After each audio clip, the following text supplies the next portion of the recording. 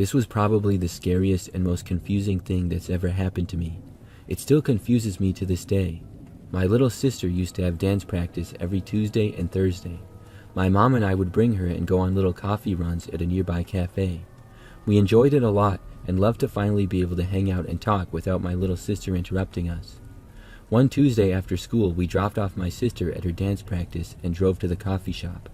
I got my usual, a chocolate chip cookie and a latte, and my mom got the same. Because we were usuals, we pretty much knew every worker there. This time, however, we noticed that there was a new employee. He looked to be in his early 20s and had a black hoodie and sweats. He seemed nice and served us normally.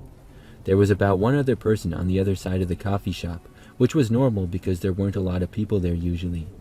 We sat down in the back corner where we usually sat, and I got started with my homework.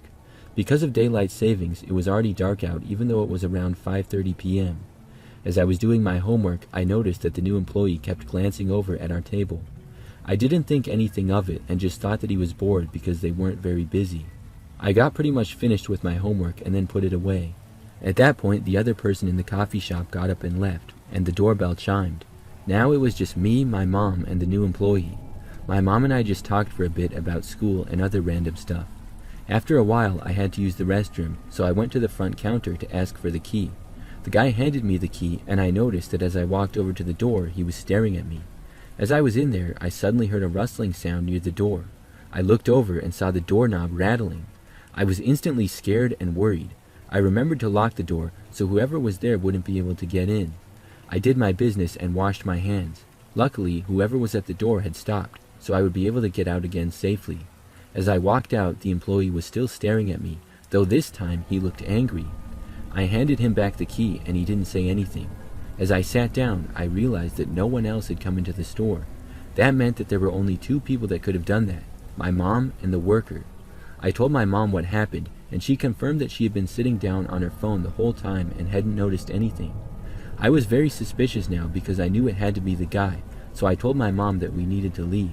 She agreed and shared my suspicion, and we walked out. We were just going to go sit in the car and wait for my little sister to be done with her dance practice.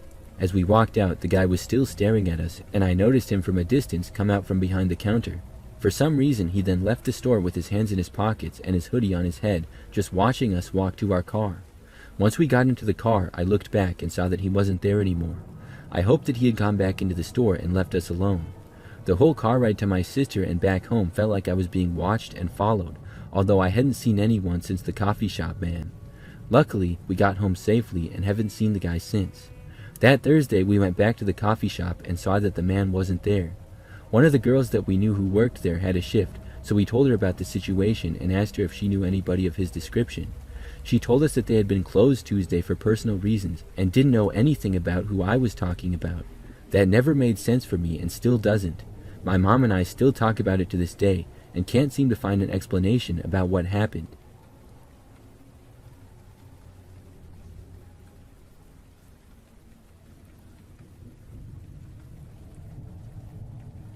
A few years ago, I worked at a coffee shop. This was a place that I worked at for a couple of years, and it was located in the city. We opened early, and for a stretch of time, I would be the first one to get there. I would arrive super early in what was still the middle of the night to start doing the tasks to get ready to open. The coffee shop was fairly large. It had the main behind-the-counter area for making drinks that ran along one wall. At the front of the shop, there was a large room with tables and chairs and some plants and bookshelves and things like that. But then we had the bathrooms at the end of that room as well as a storage area, and behind that area was a sort of back room. Not a back room for employees only, but another room with tables and chairs and stuff for customers. The entire place was filled with tons of decorations, and the furniture was very interesting as well. There were all kinds of chairs and couches and different sized tables and stuff. It was an interesting place.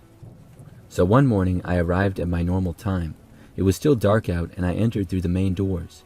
I left most of the lights off when I did the early tasks so that people wouldn't think the place was open. When I was starting things though, I soon heard some noises from the back room. It sounded like somebody else was there. I stopped what I was doing and listened, but the noises stopped. Then I continued, but about 10 minutes later, I heard the noises coming from that same area again. I'm not going to lie, I had not investigated before because I was too creeped out. I just hoped that it was my imagination or something like that, and I tried to ignore it. So this time when I heard it, I stopped and listened again. It wasn't that loud, but it sounded like someone walking around or moving in the back room. This time I called out, speaking loudly, asking if anybody was there. But when I did, it was just dead silence in response. I was really creeped out, and my coworker wouldn't be there for almost another hour, so I decided to check it out. I first turned on the lights near where I was so it would seem less scary. Then I walked over to the back area and turned on the lights there. It was hard to see everything because of all the decorations and furniture like I mentioned before, but I did not see anyone there. Once more, I asked if anyone was in the room and got nothing. There was a chance that whoever I heard was hiding or had gone into the storage room, but I was not going to be looking around. I just went back over and continued with my work, hoping that this would not be a bad situation. To that point, nothing bad had happened, and I didn't even know for a fact that somebody else was in there. So as I continued getting the place ready for opening, things were fine for a good 30 minutes or so. I was starting to feel better, and I was near the front of the place when I heard a door closing. This made me stop what I was doing again and listen. After that, it was silence, and that all but confirmed to me that someone was in there. Doors don't just close on their own. There was no fan on and no wind that would close it. I couldn't tell which door it was, but I didn't want to check either. I did my best to just ignore things and keep working. Soon though, I heard some more sounds and I wanted to just leave. But I turned on every light and then texted my coworker. I still didn't see anyone, but she was already on her way and arrived just minutes later. When she got inside, we both felt a little more brave and looked around the entire shop together. It wasn't that thorough of a search, but it was just kind of glancing around in every room and looking behind a few places. We found nothing. As we were both at the front of the shop minutes later, we heard the back door to the place open. This was a door that was locked from the outside and a heavier door. For this to open, somebody had to be inside. The door then closed, and we could not see it from where we were. It shocked us both. Then we walked over and saw the door now closed. We looked out into the alleyway behind the shop, but nobody was there anymore. There would have been plenty of time for whoever was there to leave. After that, there were no more strange noises in the shop that morning. We opened a short time later anyways, and the day went by as normal. We never saw who was in there, and I still don't know.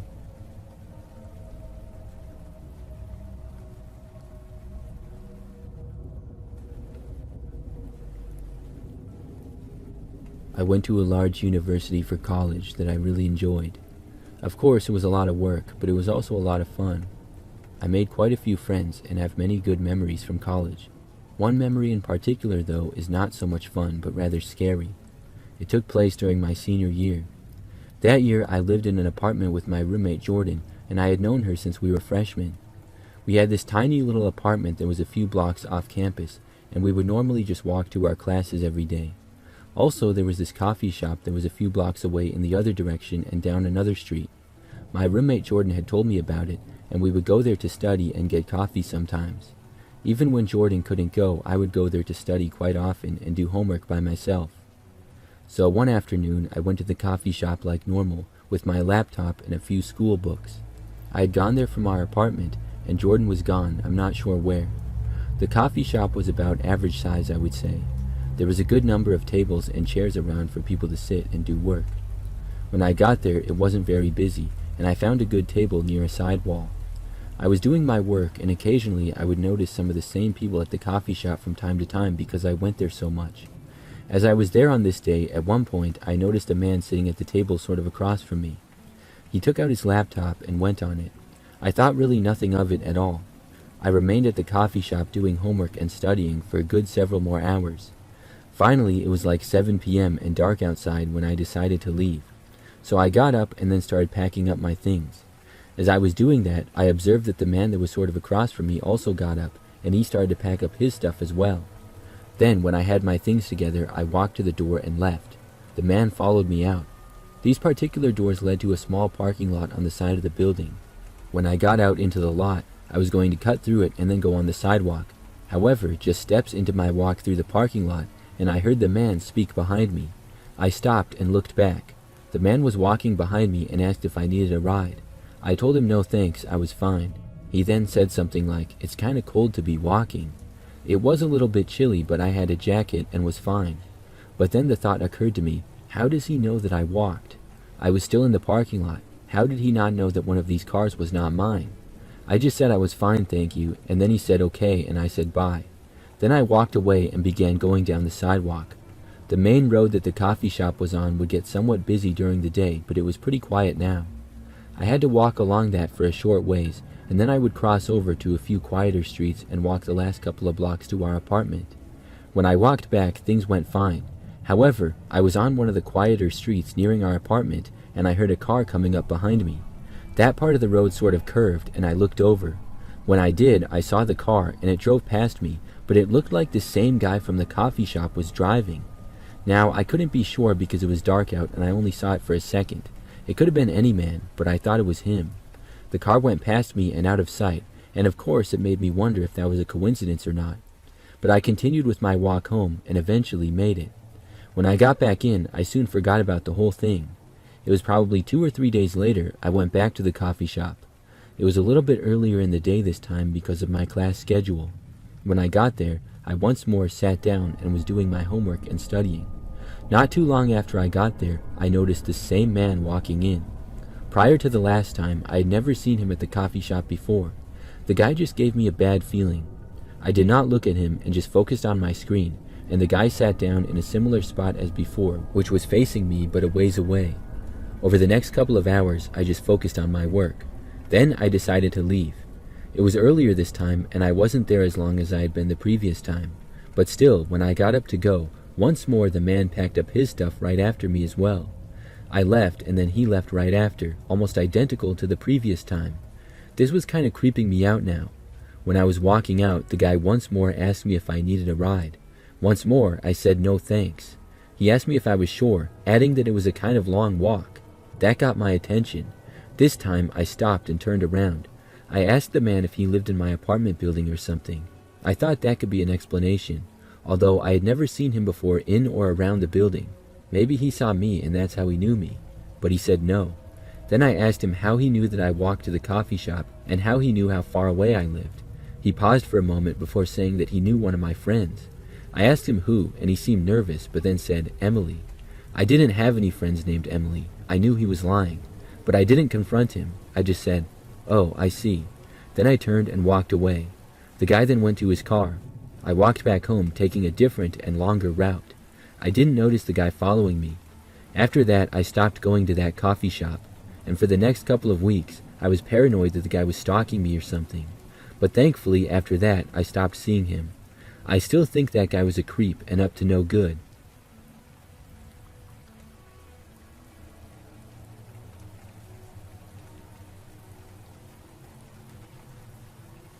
I used to work at this coffee shop that was not too far away from where I lived. It was a nice little coffee shop. It was located on this strip mall in town, and it's pretty well known. I was a manager there, and so I would often stay past close and be the last one there at night. We closed at 8 p.m. every night, so I'd often be there until around 9. One night I was working late, and things were quiet for the last few hours. My coworkers left, and at 8 o'clock we closed and I locked the doors. Then I was by myself to finish things up. The coffee shop has the seating area with tables and chairs at the front, and then a little bit to the side of the counter as well. Then there was the behind the counter area where we made the drinks, and connected to that was the back room area. I first went around and did a little bit of cleaning and organizing. Then I went into the back room to do some work. As I was back there, maybe a good 30 minutes after we had closed, I heard a knock at the door of the building.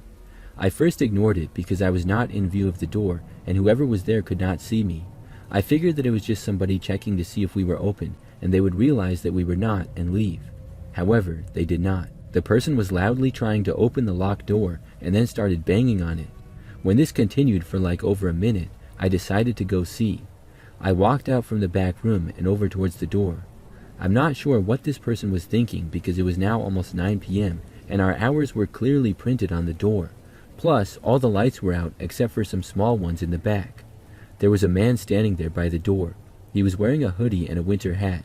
He looked at me and continued to knock on the door. I went closer but did not open it. Instead, I yelled that we were closed. This didn't faze the guy.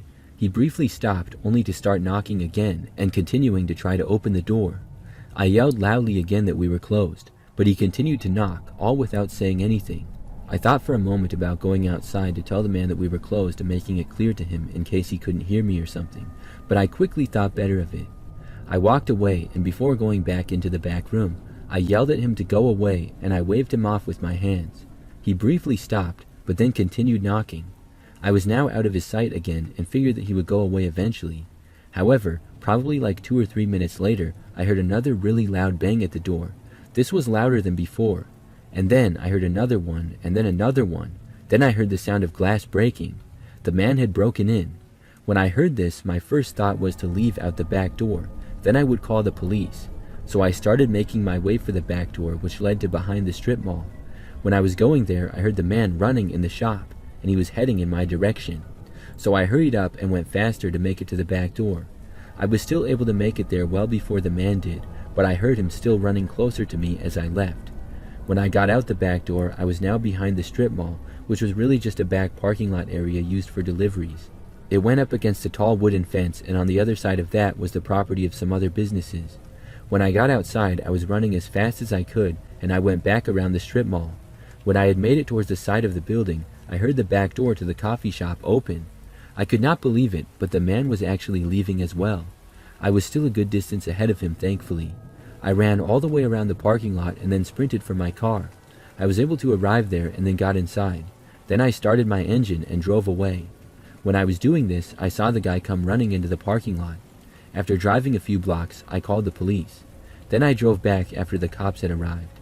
The man was gone by then, but the police found him walking down a sidewalk about a half-mile away sometime later. There was nothing stolen inside the coffee shop and no damage done other than the smashed window, which the man had used something to break it. So it occurred to me that apparently the man broke in just to go after me. I had thought in the moment that it was probably a robbery, but when I left, he left after me.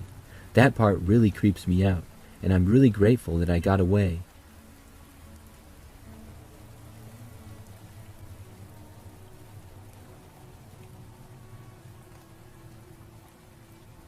This happened back when I was in college.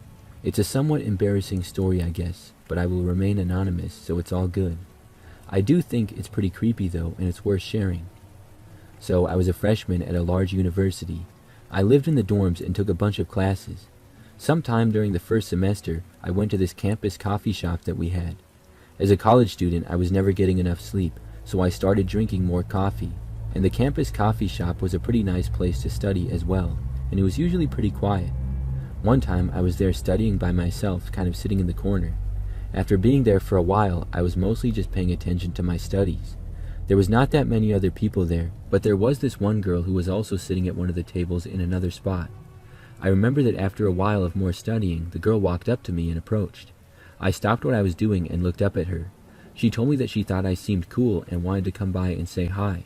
She introduced herself to me and I introduced myself to her as well. Right off the bat, she seemed really cool, and I also thought that she was cute. We talked very briefly for like 2 or 3 minutes. I just remember that she said she went to school there as well, and was a sophomore, I think. Then she said that she had to get going, but I should come to this other coffee shop the next night. She handed me this business card and said that it was a new place that had a grand opening recently and she liked it a lot.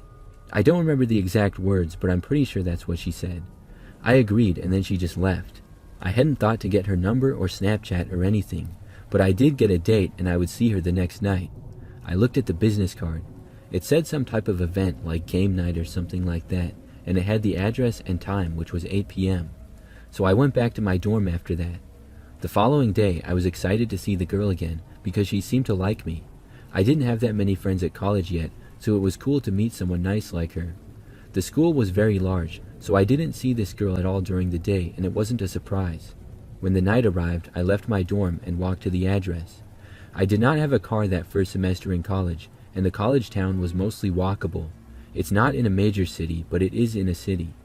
It took me maybe 20 minutes to walk there, and I arrived a few minutes early.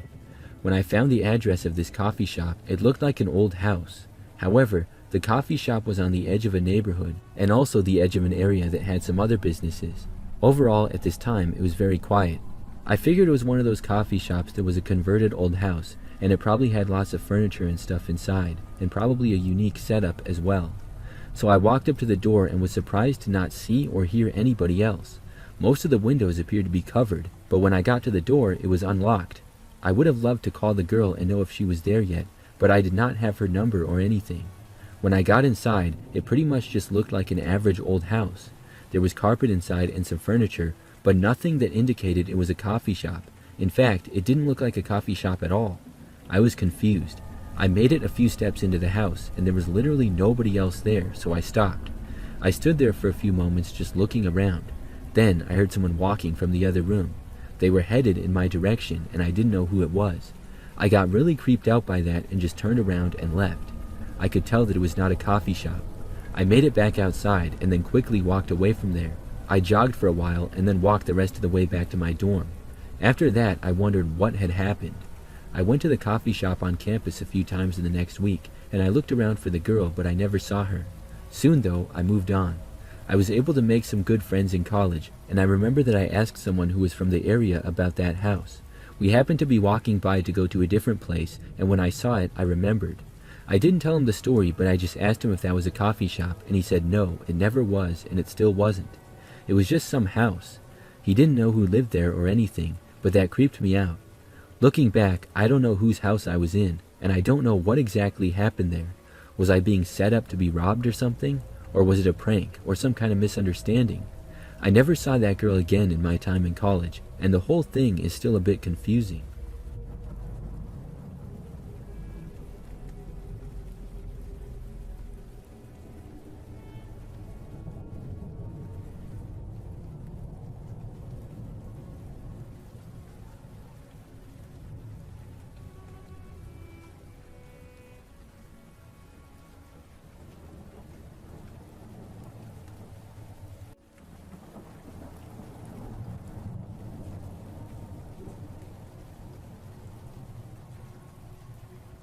I used to work as a delivery driver for UPS many years ago now. There is one memory that stands out as being the craziest and also the scariest thing that ever happened to me when I worked there. So I had been working there for over a year at this point. I drove a standard brown UPS truck and made deliveries around the city that I worked in. The city was pretty large, and it had a busy area and then a quieter area as well. After a long day of work, I was down to my last few deliveries for the day. It was getting later, and I was looking forward to being done and going home. So I remember I stopped in this neighborhood to make a delivery. I pulled over to the side of the road, got out, opened the back, got the package, and then went up to the house and delivered it. I went back and got in my truck after that and then left. So I then left the neighborhood and had a bit of a drive before the last spot where I was making a few final deliveries.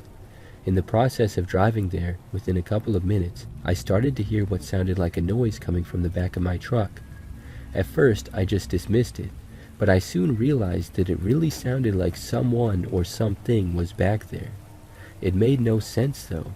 Why would there be a noise in the back of my truck? I kept listening to the sound, and it wasn't constant, but it was a sound that I had not heard at all prior to that during the day. It sounded as though someone was moving around back there, and the packages were moving around. I decided to see what was up. I happened to be driving on a pretty quiet road at that moment. It was sort of winding, and it was in the quieter part of town.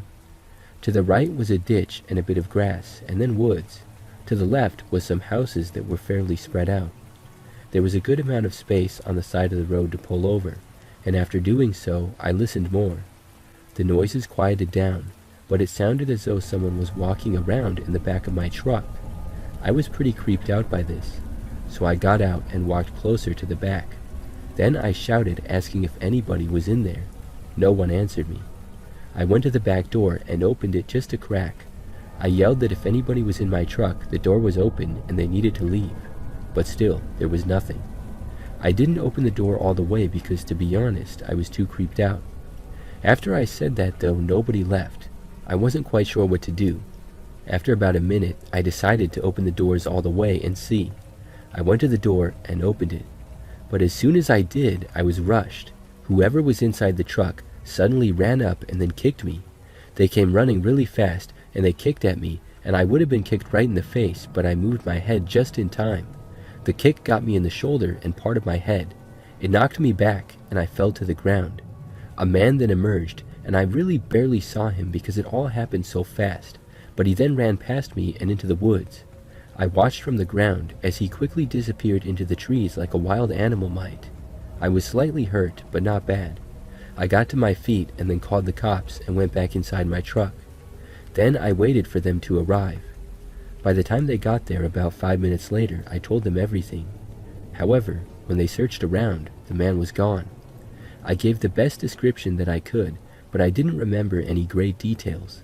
I was then able to finish and go home. I don't believe the man was ever found. It's one of the craziest things that I've ever seen. I'm not sure when exactly the man entered my truck.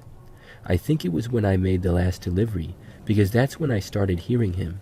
He could have been walking down the street or something and entered my truck when I was up at the house making the delivery. My back would have been to the truck at that point, and also the back of my truck would have been open. Plus, there were still some boxes in there that he could have hid behind, and it was dark in the truck as well, so I probably wouldn't have noticed him. But overall, it was just crazy how it happened.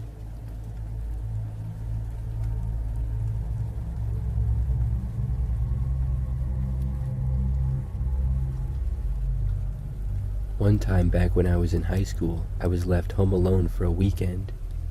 My older sister was off at college, and my parents were both going to a friend's wedding that was out of town. They left on Friday and would be back on Sunday. In the meantime, I would be alone at the house for that time. It was not a big deal at all, because I had been home by myself many times. I was, I believe, a sophomore, so I was still too young to drive, but I figured I would just hang out around the house after school during the weekend. After my parents left, I went to school, and then I came home and was by myself.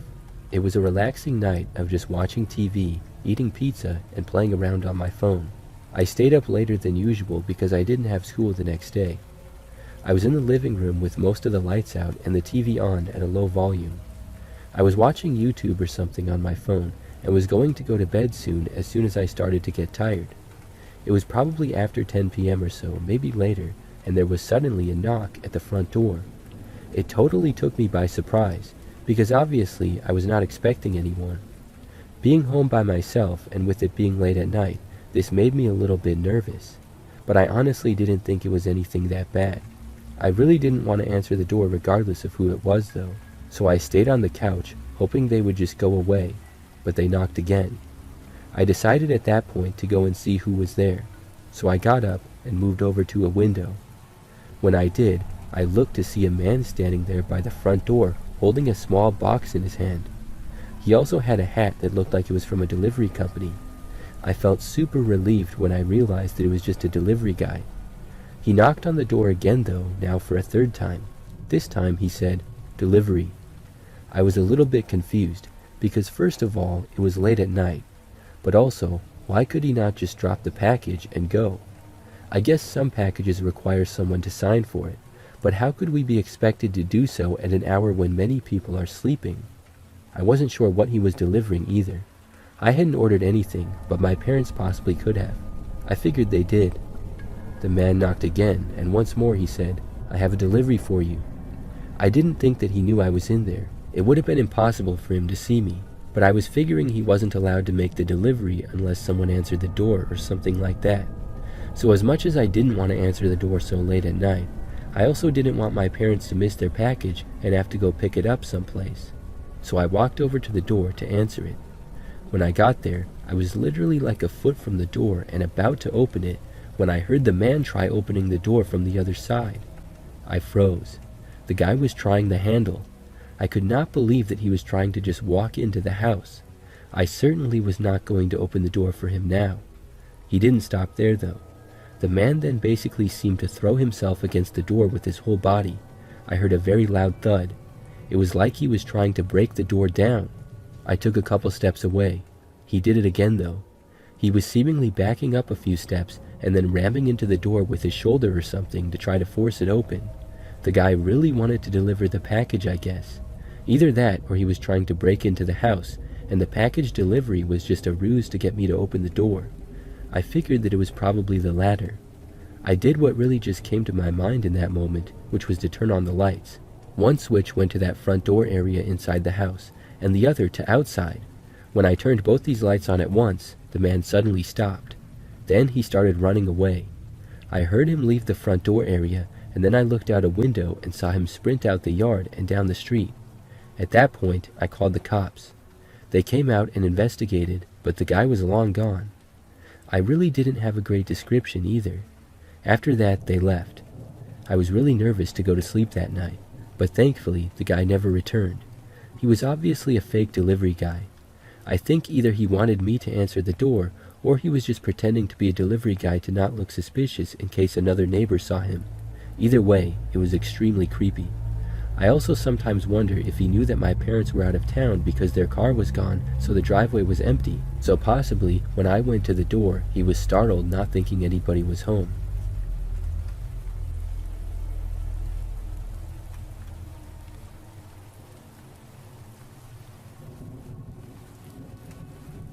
When I was younger, I used to work for this local restaurant that was in my hometown. It was a place that was well known in the city, and I worked there for over a year. In my time there, I did several different things. At one point, I was the main delivery driver. We offered online ordering, or people could just call in and order as well. Even though we were not a pizza place, it worked pretty much the same way as pizza delivery does. I would go out and deliver the food to wherever. The town I lived in was pretty average for the most part, as some parts were busier and others quiet. So one night when I was working, we got an order for a delivery. I took it and was going to drive it to the address. At this point, it was a little bit later and things had quieted down. We would also be closing pretty soon as well. So I took the food, left the restaurant, and headed out to my car. Then I drove to the address. It was about 10 minutes away, in a quieter end of town. After driving to the neighborhood, I saw that it was pretty average looking. I had not been there before, but I found the address and parked my car on the side of the road out front. Now, this house had a fairly large front yard, and the house was normal looking for the most part. There were a good amount of trees in the area, and just a few dim streetlights along the block, so the lighting wasn't the greatest. I stepped out of my car and took the bag of food. When I started walking up the driveway to the house, I realized that none of the lights appeared to be on. The house was almost completely dark. I made it up to the front step, only to see a piece of paper taped to the door that said, "Back door, please." I wasn't too thrilled to see that, but maybe the door didn't work or something. So I walked around the house back over to the driveway and I saw a side door, but that one also had a piece of paper on it that said, "Back door." So I walked all the way around the house and was now in the backyard. Here it was much quieter. The backyard was not very big, but it was fenced in with a wooden fence, had overgrown grass, and some random junk lying around the yard. There was also a good number of trees and bushes in the backyard. I felt kind of creeped out going back there. I located the back door though, and then knocked on it, as there was no doorbell to ring. I was just hoping that this would be a normal interaction, and that somebody would just come to the door, take the food, and pay me. Oh yeah, I should mention that the order had not been paid for yet. So I needed to get the money, and I couldn't just drop the food and leave like I wanted to. At first, nobody came to the door. The lights in the back of the house all appeared off as well.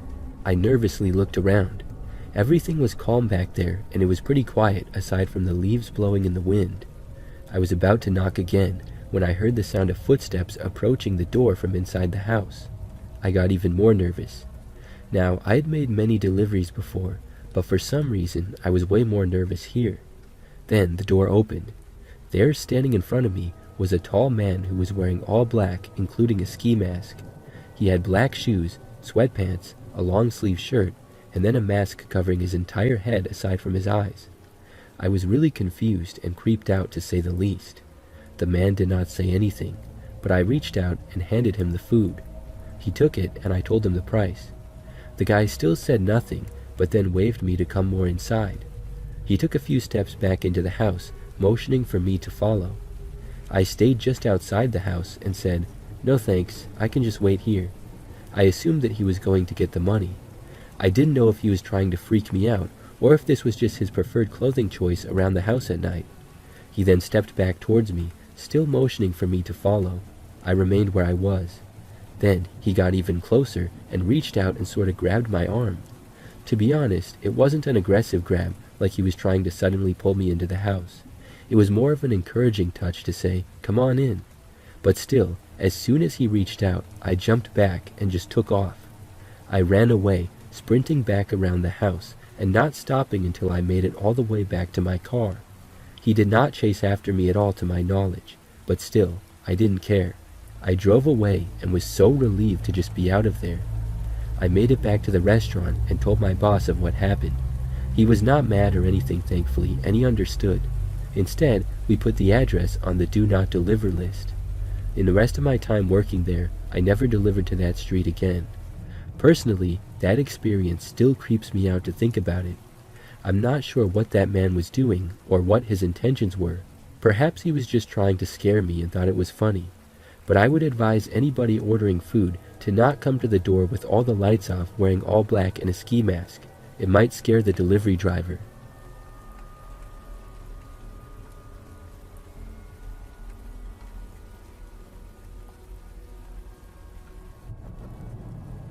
I live alone in a pretty small house that I'm renting.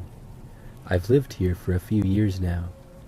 The neighborhood is large, but generally pretty quiet. Last year, something happened that was really creepy. I still think about it all the time. So, one night, I was by myself at home in the living room. I didn't have work the following day, so I was staying up really late watching a movie.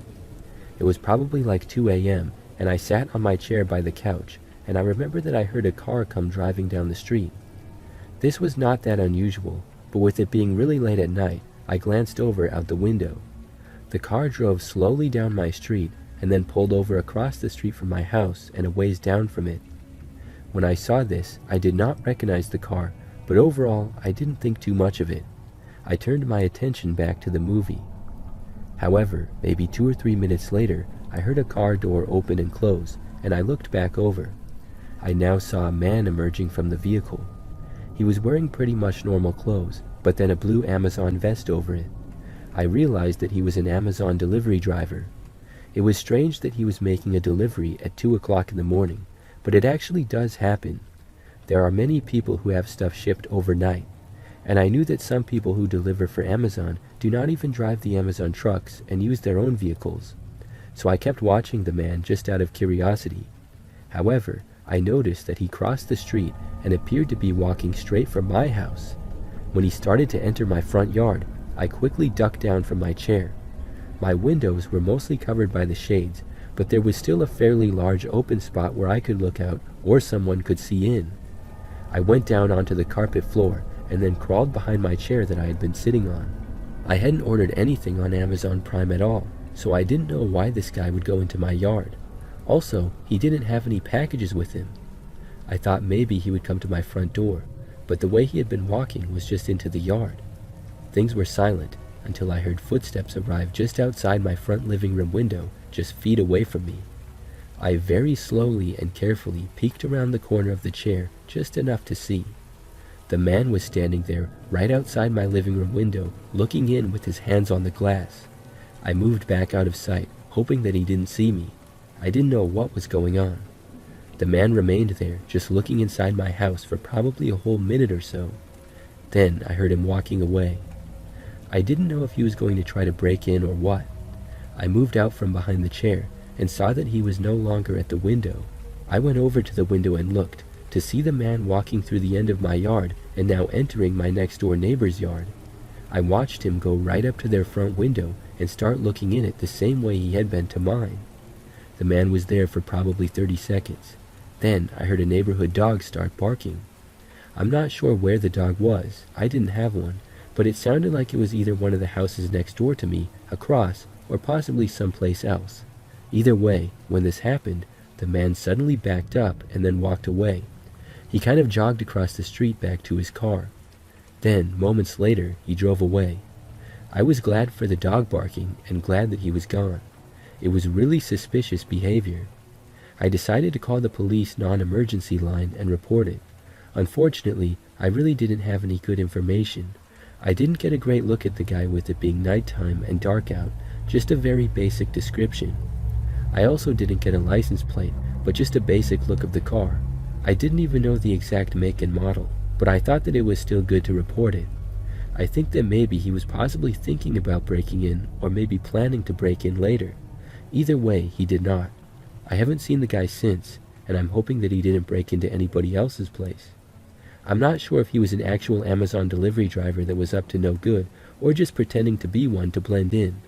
Either way, I see no reason for an Amazon Prime delivery driver to be looking at people's windows so late at night.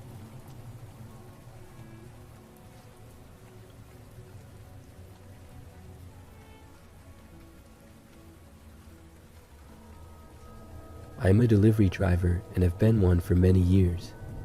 The craziest thing to happen to me took place roughly 20 years ago. I had just made one of my last deliveries for the night. I drove a pretty large truck. It was a box truck, and I made deliveries mostly to businesses in the area. I would sometimes work into the night, not super late, but it was probably like 8 p.m. by now. Still, I would be getting off very shortly. So I had finished up a delivery to a company in the sort of industrial part of town and was now driving out of it. By now these roads were very quiet. There was a winding road and it had 2 lanes, one going each direction. I remember that I came around a bend to a spot that was mostly going through the woods. There had been a car driving behind me, but no other cars in sight. That is, until I came to this spot in the woods and saw a car driving super slow up ahead. It was going like 20 miles per hour. As I approached it, the car only went slower and slower. Being in a large box truck, I normally didn't make maneuvers of passing anybody, but I figured that I would have to go around this car because I didn't know why it was driving so slow. It slowed down to probably like 5 miles per hour, and I had to slow way down as well. I started to move into the left lane to pass the car, but then it quickly made a turn to the left as well, as if to block me.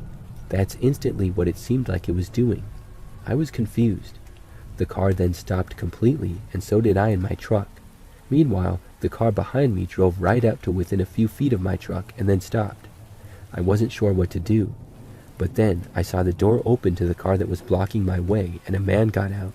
He started aggressively walking towards my truck. Meanwhile, I heard the door open to the car behind me as well. I realized that these guys had me blocked in and were coming after me. The only thing I could think to do was to drive away. My truck was a lot stronger than their measly cars, so I hit the gas and went forward. I turned, and the guy was still running to my driver's door. I hit part of his car, but my truck was easily able to keep moving. The man then ran away back towards his car.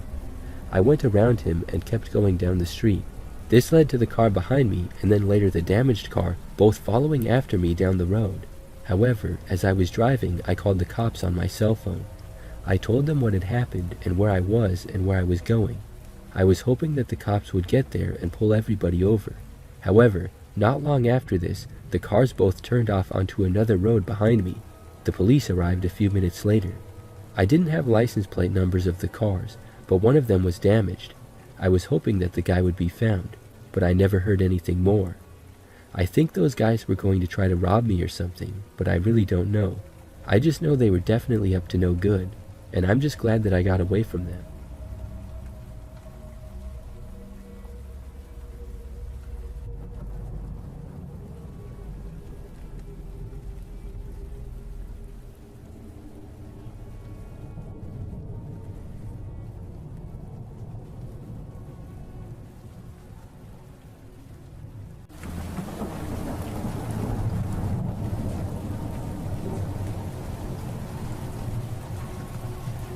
I went to McDonald's at night not too long ago. I go there all the time and usually late at night. You see, I work at Walmart and I typically get off of work at like 11 p.m. or so. I live in an apartment nearby with my roommate and it's less than a mile away.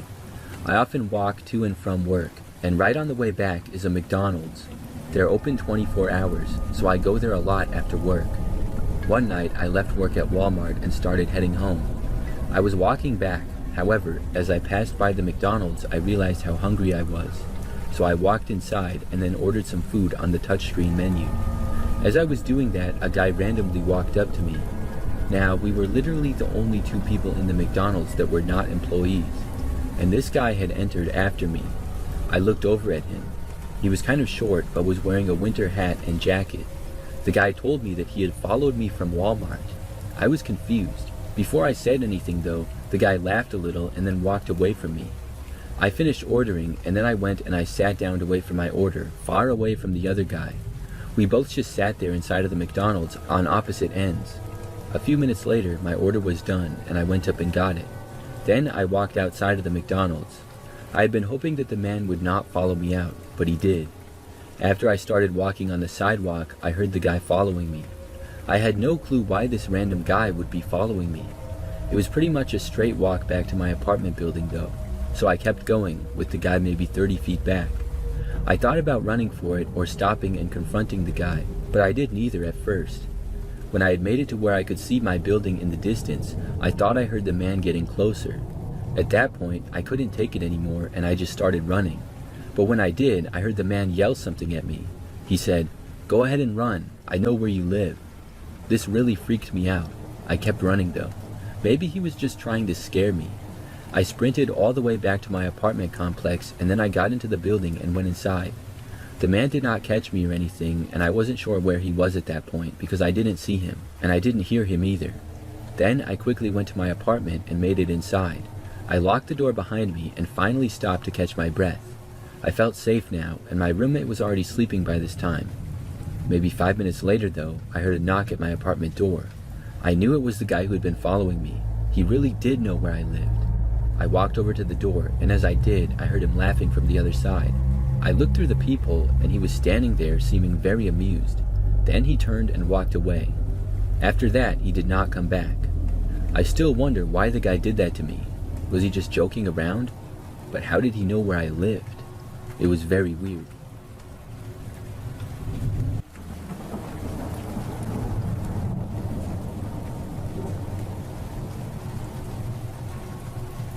I used to work as a delivery driver for the local pizza place that was by me. It was a pretty good place and popular in the local town. There would be a lot of deliveries that I would get, and I would have to drive all over. I still remember my creepiest delivery though. It was kind of like the stereotype delivery that I did not want to get when I signed up for the job. So we got an order pretty late at night, like 11 p.m. I got the pizza and then I got the address and headed out. I didn't know where it was, but I knew that I had never really delivered to that area before. At this point, I was still fairly new to the job, and I was also young, like 18 years old. Upon arriving to the neighborhood, I saw that it was really sketchy looking and run down. Many houses there had overgrown yards, and some had boarded up windows. There were old cars with duct tape holding up the fenders and looking all beat up. When I got to the house that I was to deliver to, it didn't look any better than the rest. I was already creeped out and didn't even want to leave the car, but I had a job to do, so I parked on the side of the street and then got out. There was also hardly any light provided by street lamps. There were just a few, and then I crossed the street and I walked onto the property. I made my way to the front step and then rang the doorbell. I saw that all the lights inside the house appeared to be off, which was not a good sign. As I waited, I was getting more and more nervous by the second. After probably a full minute, I still hadn't heard anything. I wanted to just bolt out of there and go back to the shop. Still, I forced myself to stay there because the pizza had not yet been paid for. Within a few more seconds, I started to hear movement inside, like somebody was walking around, but I still didn't see any lights turn on or anything. I just had a strong instinct to run and get out of there, so I did. I just set the pizza down and then bolted, like I had wanted to do much earlier. I literally ran off the property, leaving the pizza on the front step. Then I crossed the street again and made it to my car. After I got inside and started the engine, I felt much safer. Before leaving, I looked around. That's when I saw what appeared to be a man walking through the front yard. It was really dark, so I couldn't see very well, and the house was slightly behind me, but I saw a guy start to walk out and cross the street from the property. He was like 50 feet at least behind my car, and he wasn't walking towards me, but it still seemed odd. It seemed like this was the guy who had been in the house, and he hadn't even picked up the pizza. So at that point, I started to drive away. As I was making my way down the street, I saw the lights to this car that had been parked a ways behind me on the street turn on. That guy must have gotten inside of it. Then the car started driving. The first thing that I noticed at this point was how quickly the car accelerated, much too quick for the residential street that we were on. As I continued to drive, the car quickly caught up to me and was soon right on my bumper. That gave me a bad feeling once again. I turned off the street to a busier one, and the car behind me did the same thing. I realized then that I was likely being followed. I started driving around randomly and turning at random places. The car kept up with me and did the same things that I did. With it being really late at night, the roads were pretty quiet. That made it probably easier for the guy to keep up with me. It wasn't until I had been randomly driving around for like 10 minutes that I remembered to go to a police station, and it worked like a charm. The guy followed me until we were there. Then he circled around the parking lot of the station before leaving. I stayed there for a few minutes, called my boss to explain what had happened, and then went back. Luckily, I didn't get in trouble with my boss for not getting the money for the pizza. He understood that it could have been dangerous. I didn't have to deliver to that neighborhood again, which I'm really grateful for. Other than that, I enjoyed being a pizza delivery driver. That story still gives me the creeps to think about, though.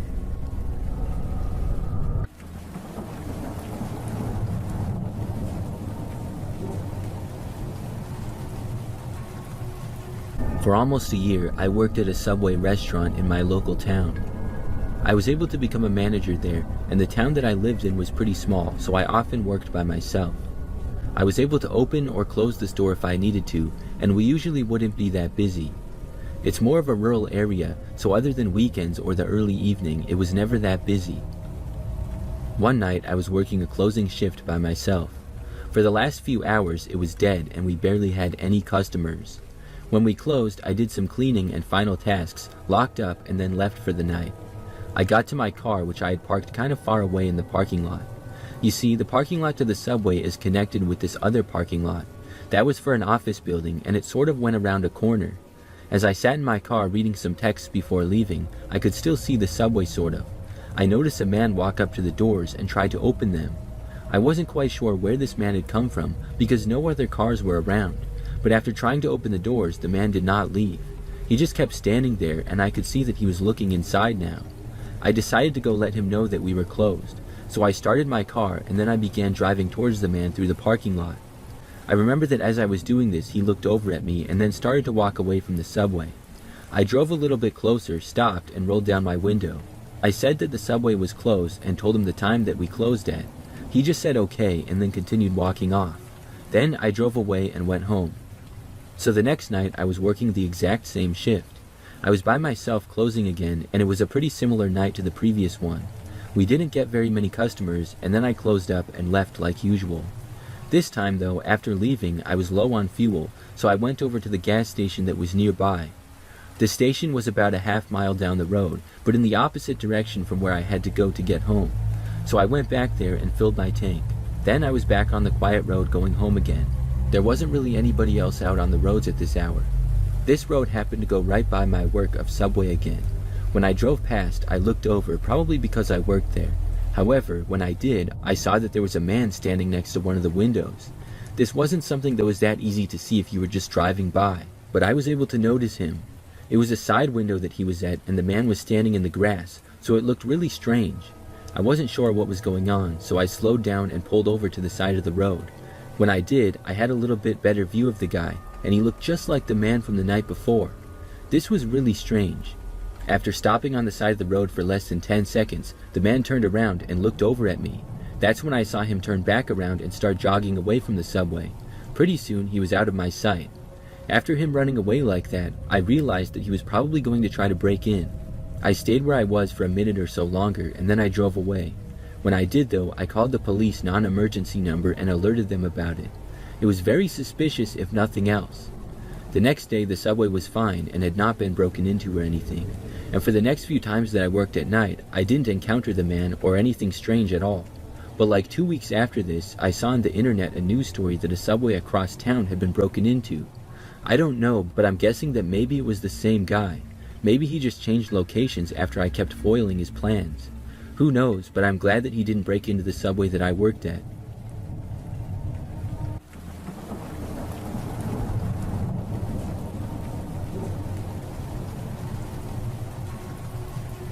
This happened just a couple of years ago.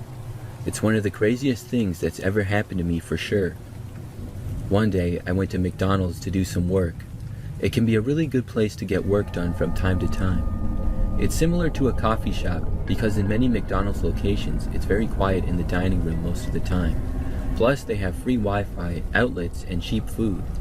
So I went to the McDonald's location that was closest to my apartment. It was roughly a 5-minute drive, and after I got there, I think maybe one other person was sitting down. It was sometime in the morning, and I set up my computer at a spot in the middle of the restaurant with sort of high chairs. There was an outlet right there, and I plugged my computer into it. So, over the next chunk of time, I was just sitting there and working mostly. At one point, I got up and got some coffee and then came back to my seat. Some people came and went, but I didn't really notice them much. Then, after I'd been there for probably 3 hours at least, I was going to get another coffee. However, when I got up, I then realized that I didn't have my wallet. It had been in my jacket pocket on the left side, and I had taken my jacket off and it was hanging on the seat that I was sitting on.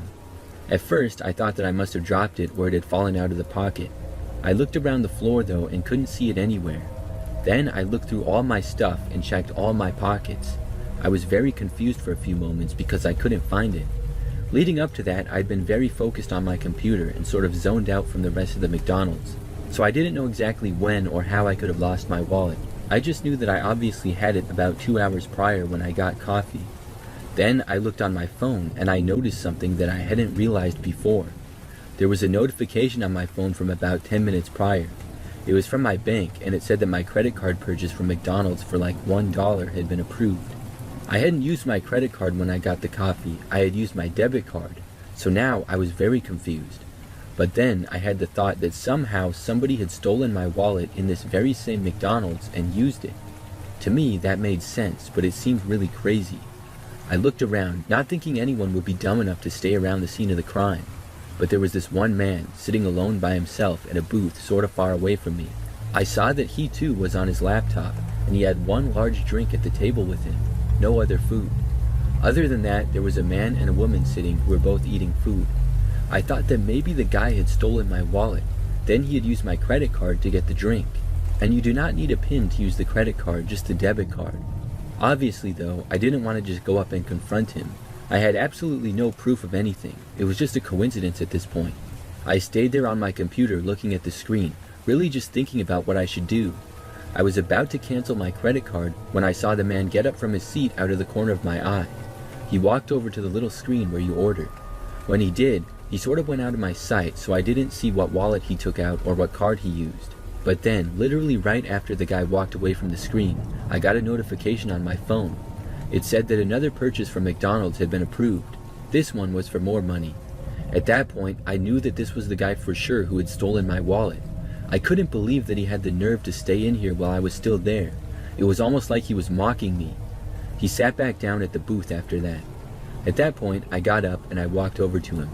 I went right up to where he was sitting and he looked over at me.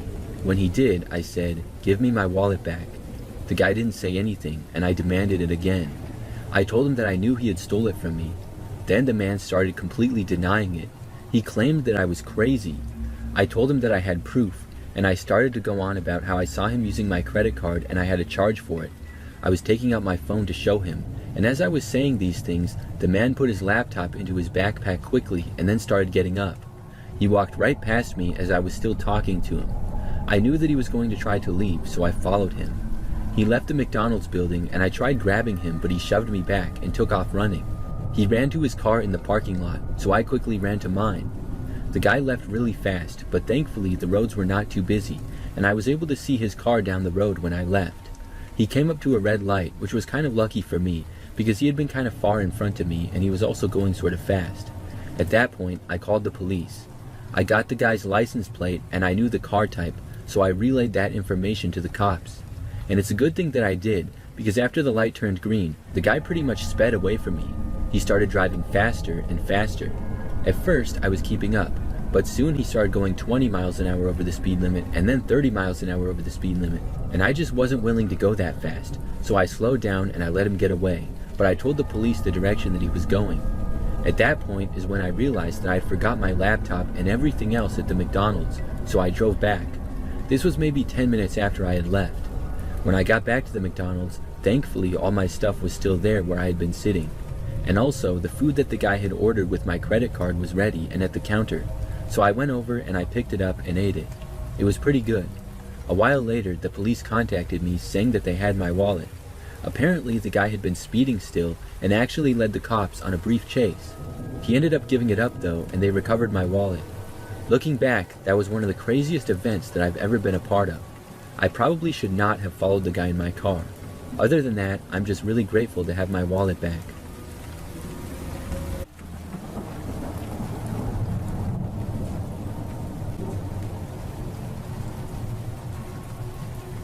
I live in an apartment complex that's fairly new, and it's located pretty close to a few businesses. Many nights I go on walks when the weather is good, because there's a sidewalk that goes around my apartment complex. It also goes past several of the businesses and along a few streets as well. It's a nice and easy route to walk, and I prefer that over going on a treadmill. So one night I went for a walk a little bit later than usual at around 9 p.m. It was a nice night though, and the weather was good. I had worked late and wanted to get some fresh air and exercise, so I started walking, and basically the route that I took went past the apartment complex. Then I would cross the street, go past a few businesses, and then turn at the corner and walk another way that went back around the complex. It was a loop that would take about 15 minutes to walk, and I would usually walk 2 or 3 laps of it. On this night, things were very quiet with it being a little bit later. Sometimes other people would be out walking their dogs, but I didn't see anyone. So I made it past the apartment complex, and I was walking past some businesses. One of those was a Chipotle. I remember looking over as I went past, and I saw this man walking out of it. He seemed to look over at me, but he was really far away, well over 100 feet. I just looked away and kept walking. I continued with my walk and eventually turned and went along the street. I made it back around to my apartment a while later and then decided to walk another lap, maybe 2. So I continued on, and eventually I was walking past the Chipotle again. When I did, I noticed that the man who I had seen was still there. This was pretty strange. It was like 15 or 20 minutes later, but the guy looked like he had barely moved 5 feet. He was just standing around next to the building and appeared to be looking right at me. I looked at him for a moment and then continued. The man then seemed to start walking in my direction. I just kept going and didn't look back at him. I reached the corner and turned where I usually did, and then started walking along the street.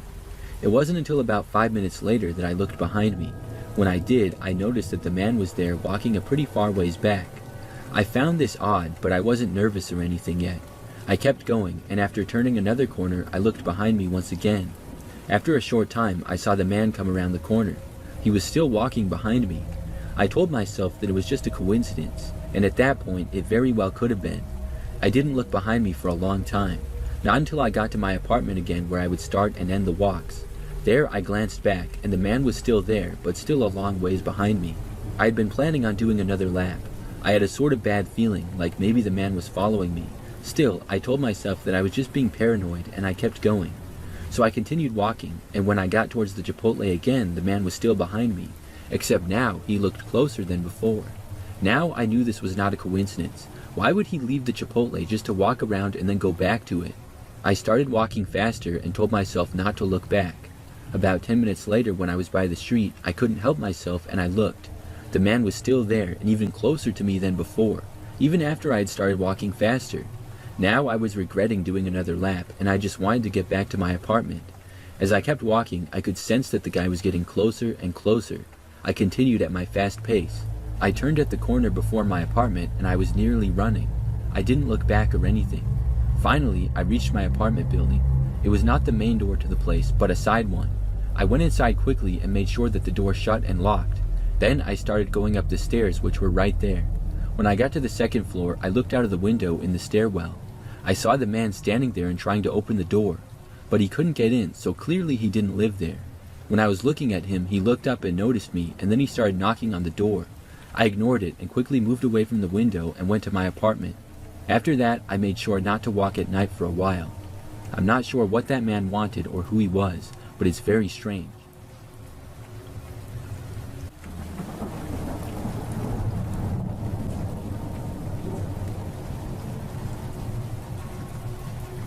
For a stretch of about 6 months a long time ago, I worked at a Chick-fil-A. I was a 17-year-old girl at the time and was just about to graduate from high school. So the story really starts one time when I was working on a Saturday. I had started work in the morning and was working until sometime in the afternoon. I don't remember exactly when. But towards the end of my shift, I was working at the front counter taking orders. I saw this man start to approach me and I greeted him. Instead of ordering right away though, he just started to talk to me. The man asked me how I was doing and how work had gone. At first, I thought he was just being friendly and I was happy to answer his questions, although I did get a sort of bad feeling about him for some reason. The man continued to talk to me though and ask me more questions. He asked when I got off, and I told him that I would be off in just a few minutes. Then he started asking more personal questions. He asked if I had a boyfriend, asked if I lived around there, and he asked if I was in school. By like the 5th question, I was getting kind of weirded out by it and wondering if he was going to order. After talking to the man and answering his questions, giving as little information as possible for like 2 minutes, I asked him what he wanted to order. By now, another man had already entered and got in line behind the first guy. The man then started asking me about the menu like he had never been there before. He asked me what my favorite thing was and what the best sellers were and stuff. He talked to me about the menu for about another minute or two at least. He was asking tons of questions, and by that point somebody else was also waiting in line now, so he was holding them up. The guy was now seeming creepy to me and not just friendly. Some people are very talkative, but they're just friendly. This guy didn't come across that way. Finally, after talking to me about myself and the menu for a total of at least 5 minutes, he ordered. The guy just got a Diet Coke, and that was it. It almost made me wonder why he even came to Chick-fil-A if all he was going to do was order a Diet Coke. So the man got his order pretty quickly, and then I continued with helping the next customers. A line had formed because of the man taking so long. I was kept busy for the next 5 minutes or so taking orders from these people, but at one point I looked up and I saw the guy was still there. He was just standing by the doors drinking his Diet Coke and kind of looking at me. I kept an eye on him and he still hadn't left like 5 minutes later after that. Then I thought that maybe he was waiting for me. I got off in just a few minutes from now and I had told him that. Why else would he just be standing by the doors? It definitely looked like he was waiting for someone. I just hoped that wasn't the case. I kept working until I was finally off a very short time later. I went back and clocked out and stuff. When I went to leave the Chick-fil-A, the man was still standing right by the doors. As soon as I walked out, he turned and started walking out with me. He asked me if I was glad to be off work. I said yes, and then told the man to have a good night, indicating that we were going our separate ways. But the man did not seem happy with that. He asked if I needed a ride home, and I said no thanks, I drove. Then he asked me if I lived around there. I completely ignored his question and just said good night, and it was only like 3 p.m. Then I went to my car and didn't look back. The man thankfully did not follow me to my car or anything. When I had made it inside, I felt very relieved and could not believe how strange that was. Then I started to drive home. But when I did, the guy started to follow me. I never had the idea that he would try to follow me home. I figured he had already left. But when I began driving back, I noticed a car behind me. It was daytime, so I could sort of see pretty good who was behind the wheel, and it was the same man. I just hoped at first that it was a coincidence, but the closer I got to my house, he was still behind me. I lived in a very large neighborhood. There were tons of streets with many houses on each of them. It was a neighborhood that was easy to get lost in if you had never been there before. So when I entered the neighborhood, I did not go to my house, but just started driving around instead. I kept randomly turning and going up and down just about every street. The man stayed with me for probably the first 5 minutes or so. Then he eventually turned off and left me alone. After that, I finally went to my house and was very careful to make sure that I didn't see the guy and he was not following me. I think that the man must have realized that I knew he was following me and that I wasn't going to actually go to my house, so he gave up. That was pretty crazy looking back. I'm just thankful that I never saw him for the rest of my time working at Chick-fil-A. He was a really creepy guy.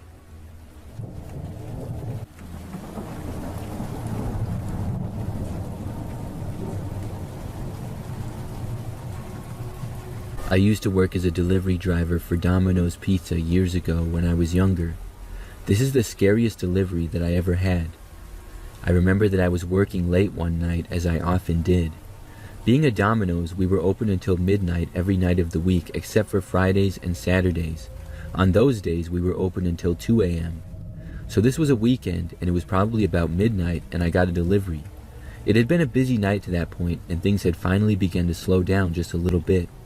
I didn't get any second thought and grabbed the order and headed out to my car. The order for this particular customer was 3 large cheese pizzas.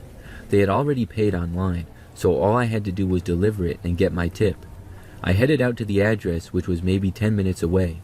I was not familiar with the exact particular area where I was going. When I got out there, I noticed a decent amount of warehouses.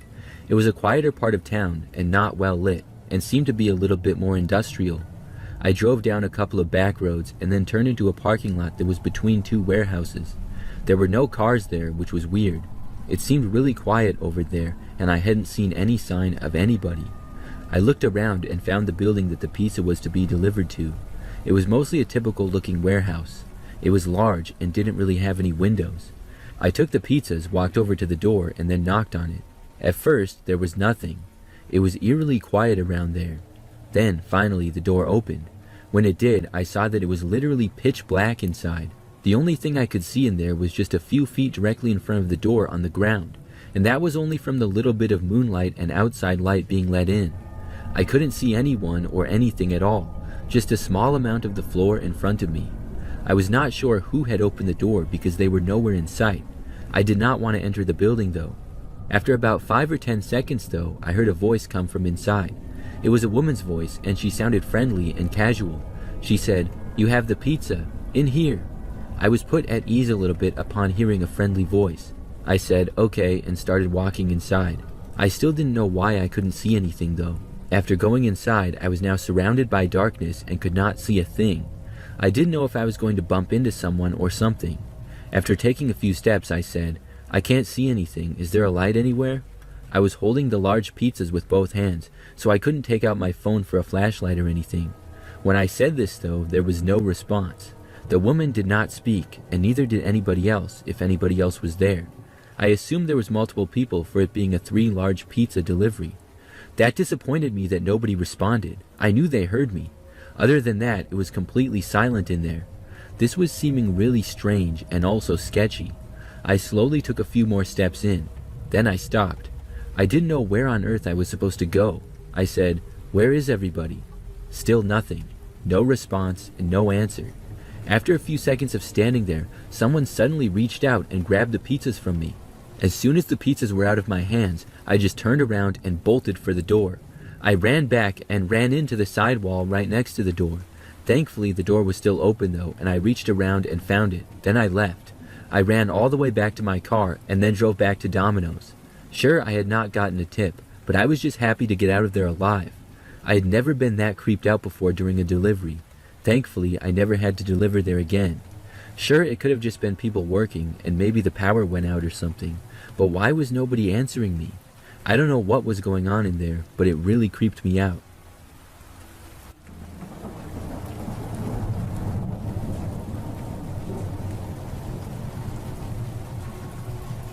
This happened like 5 years ago when I was on a road trip with my friend at the time, John. I have no plans to ever go on another road trip with that guy again. I don't like driving much, so we made an agreement before where we would take his car and he would drive the entire trip, but I would pay for all the gas. This was a big mistake because John would never stop for food. He only stopped at gas stations and he would only eat candy the entire time.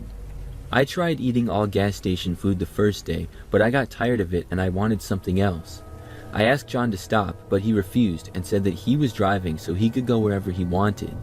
He said if I had a problem with the candy diet, then it's too bad. His dinner for that night was toothpaste candy, which he ended up spilling in the back seat. Anyways, on the second night we'd been driving all day and I was starving. Sometime a little after dark, John stopped for gas and more candy at another gas station. This time though, I saw that there was a Subway not too far away from the gas station within walking distance. I don't really remember where we were. It felt like we were almost in the middle of nowhere. There wasn't much else around aside from the gas station and the Subway. There was just another gas station across the street too, and that was basically it. The Subway was across this other quiet street and sort of down a hill, so it wasn't right next door or anything, but I could see it. After John got gas, which I had to pay for, he went inside to stock up on more toothpaste candy. I decided while he was inside I would walk to the Subway and finally get an actual meal. This Subway was more of an odd-looking one. I know that there's so many Subways around and they're in all types of different buildings. This one was rather small though, and it looked kind of old and outdated. The parking lot was also small, but I figured it would be just fine. A Subway is a Subway. However, when I finally got to the parking lot, I looked inside. About half the lights inside appeared to be off, and it seemed like they might be closed. I'm not sure why, but I tried the door anyways. It opened, and I went inside. But when I got in, I couldn't see anybody around at all. The place was completely empty, and so I figured that they must be closed. After taking a few more steps, I realized that they were in fact closed. And I don't just mean they closed for the night. It looked like the place was not in business at all, because I didn't see any food. As I was standing around inside just looking, I heard somebody coming from the back room area. I didn't know who it would be, so I just turned around to get out of there. I didn't look back, but when I walked out the door, I heard whoever it was go from the back room to behind the counter. When I had made it outside, I looked over through the window, and I saw this guy standing inside behind the counter and looking at me. I couldn't tell much of what he looked like, but I just decided to keep going. I walked back up the hill and across the grass area to get to the gas station parking lot again. As I was doing this, I heard a door open and close a ways back. I looked over and saw a man now walking around the subway. It was the same guy who I had seen. The man was wearing a gray hooded sweatshirt with the hood up, and he was also wearing black sweatpants. I looked away again and made it the rest of the way up to the gas station parking lot. There I looked back and I saw the man was still walking towards me. He was a ways up the hill now. It was perfect timing because John was just walking out of the gas station with a bag filled with candy. I quickly hopped inside of his car, and as soon as John got in, I told him to drive. I looked over and I saw the guy now walking into the gas station parking lot and heading in our direction still. John left, and I saw the guy starting to run in basically the opposite direction now. We drove through that town past the subway sort of to get back to the highway. When we had merged back onto the highway, like maybe 2 or 3 minutes later, a car pulled up behind us. It started tailing us pretty close, which was saying something because John was going at least 10 over. He even moved over to let the car by, but it did not pass us. It just stayed right on our tail. That's when I thought that maybe it was the guy from the subway. We kept driving, and no matter if John changed lanes or slowed down, the car remained right behind us. I couldn't tell who was behind the wheel though because it was too dark out to see. The car kept following us for a good 20 minutes or so. Then finally it stopped. I don't know what prompted it to stop, but it just randomly turned off at an exit. Then we kept going with the trip. Looking back, I'm not sure what was going on there. Was that guy breaking into the subway or up to something sketchy and that's why he followed me? Was he just the subway owner and mad at me because I walked in after close? Maybe the car following us wasn't even that same guy and I'm just paranoid. I really think that it was though, but I'll never know for sure, I guess. That made for a very interesting moment from the road trip though.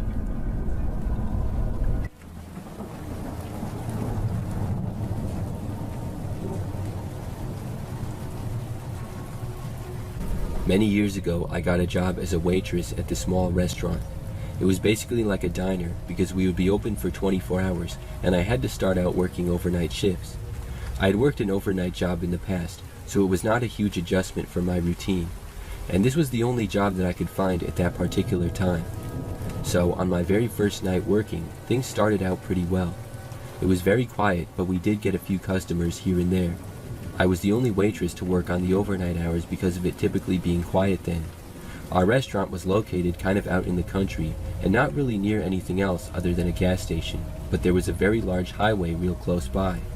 I served a few customers and things went smooth. I had some experience as a waitress, which helped. Then I remember at almost 2 o'clock in the morning, this one man entered. He sat down in the corner and was alone. He was a large man and had a beard and wore a trucker hat. I went up and introduced myself and asked what he wanted to drink like I always did.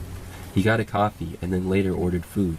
The guy seemed pretty average to me, like many of the overnight customers that we had. Sort of quiet, but overall nice. Nothing was weird about it until the end. When it came time for the check, he told me that he had forgot his wallet in his car and he was sorry. He seemed genuinely sorry about it and like it was a mistake, and I didn't think he was lying. The guy said that he would go get it real fast. I remember he even said that he could leave his hat and shoes to prove that he was coming back. But then he stopped himself and said that I could come out with him to show that he wasn't lying. I told him, no, it's okay, I believe you. Go ahead and get your wallet. But the man insisted. He said, no, I want you to come with me and see that I'm not a liar. Then he added, don't worry, I'll give you a nice tip for the trouble. He grabbed the check and then kind of took my hand and led me to the door. In that moment, he was being really friendly, so I decided that I would go outside to his car with him to make it easier. That way he could just pay me there and then not have to walk back in the restaurant. So I followed the guy outside. Now, outside the restaurant was not well lit at all with it being out in the country, and the parking lot was mainly out front, but then it wrapped around the side of the building and went around back a little bit as well. The parking lot would actually be full during the dinner hours, but now it was almost completely empty. For some reason though, the man had not parked out front, but instead he parked behind the building. I followed him around to the back part where it was even darker. I saw his pickup truck. When we approached it, he suddenly grabbed my arm and began pulling me to the car. I asked him what he was doing, and he told me to be quiet. I tried to pull away from him, but he was much stronger and pulled me faster to his truck. I started to yell, but then he covered my mouth.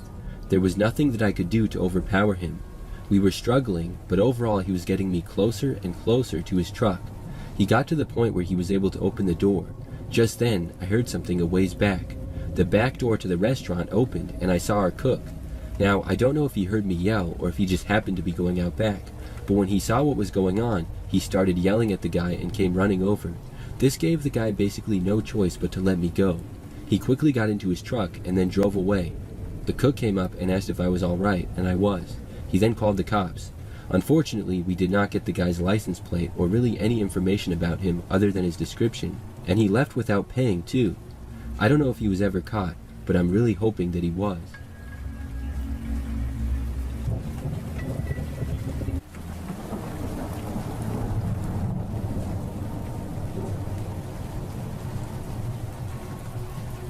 I used to be a manager at this one restaurant. It was not a very large restaurant, but it was pretty nice. We would be busy most of the time, and we did not have that many employees.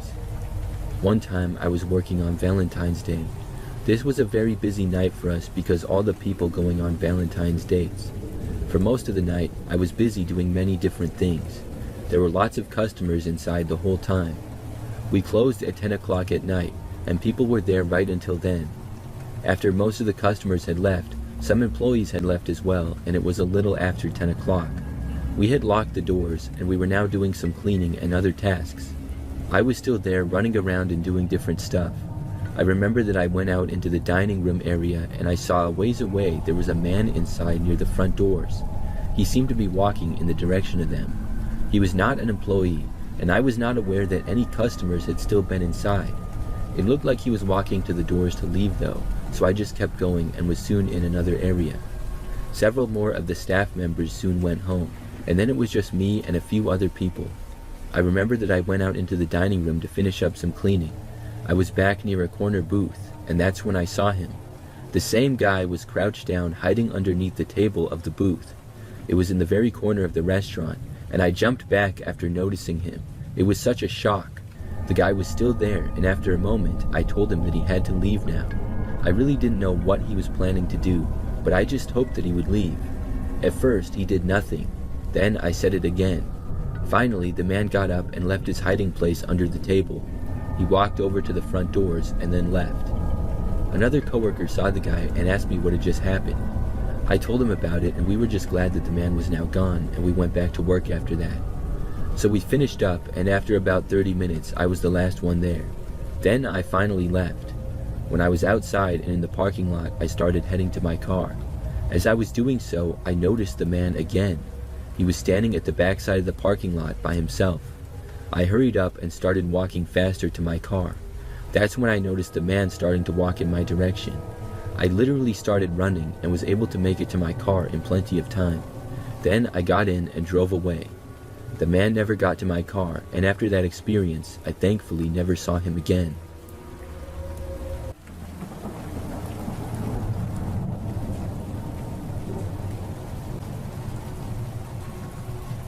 This happened almost a year ago now. It's something that's still given me PTSD, and I'm currently on anxiety medication for it. I grew up in a small town. I was determined to get out of there from a young age. At age 15, I started working at one of the 2 local pizza places. By age 16, I was able to afford a car, a beat-up one, but it allowed me to get on the road and make deliveries, which meant more money. I had previously been robbed during a pizza delivery at a Super Bowl party once. I was held at knife point and had to forfeit all my pizza as well as my cash. This, oddly enough, didn't bug me all that much. I don't know why. To this day, I barely even talk about it, but after that incident, I took to carrying a can of pepper spray. It was late at night, almost closing time one shift, which was 1 a.m. We had gotten a call to deliver 3 pizzas to the next town over, which is a place that is out of our delivery range, but sometimes there were circumstances that would allow us to. The circumstances were that out of all delivery drivers, as well as the assistant manager at the time, there were a few that were peddling drugs. A customer would have to ask for a very specific order, specific sizes, specific toppings, and a certain order. No exceptions. It was a service policy for one of those specific drivers to make this delivery, even if it was outside our range. I was never one of them, but on this night, I was. I knew the trick of the trade, so when I saw the garlic bread bag on top of the more specific pizza orders, I knew it was a drug order. My assistant manager at the time even specifically instructed me to get the envelope from the customer and that he was sure they would tip well. I didn't want to conduct this. My hands were sort of tied though, as the usual drug delivery drivers were already out. I just wanted to finish my shift, so I took off with haste. It took me about 30 minutes to get to the location. It was in a very sparsely populated neighborhood. I went to the door and was greeted by a girl. I went to school with her a while ago, so that put me at ease a little bit. But she had changed a lot. She was pretty at one point and super outgoing. Now she looked like she had developed a drug problem, which isn't incredibly uncommon in my town. She greeted me with a smile and accepted the pizzas.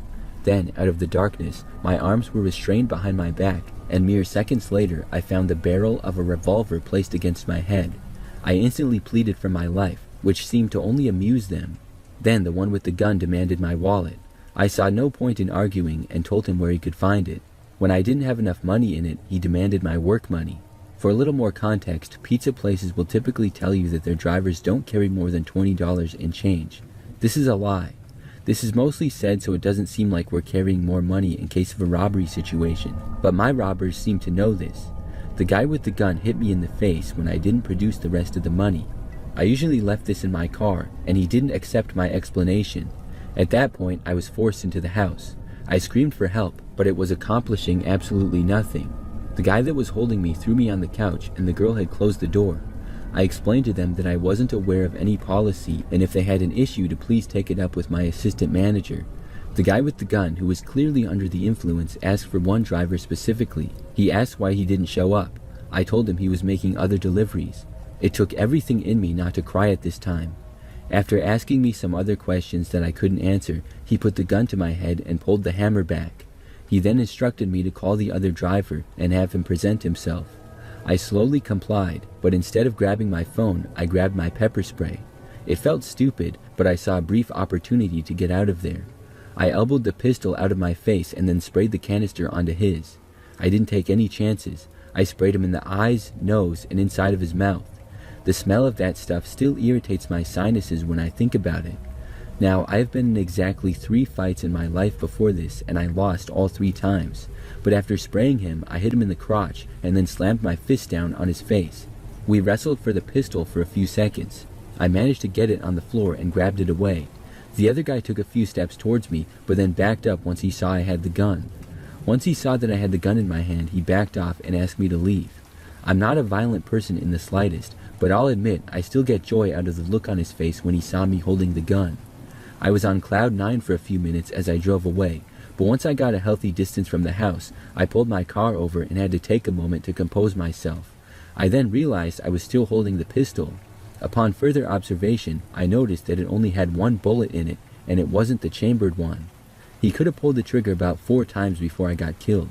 He probably was going to use that as a tactic to scare me if I didn't do what he wanted. When I got back to the restaurant, my manager and I got into a heated argument over what happened at the delivery. I wasn't having that after what I went through, so I just left the store early. I couldn't really call the cops at all because I had been part of the drug deal and had agreed to do it, so I didn't think that would be smart. When I got home, I told my stepdad about what happened though. He later went to go find my manager about it. I don't know what happened, but when I got to work on Monday, I clocked in with no issues. I worked there for about another month.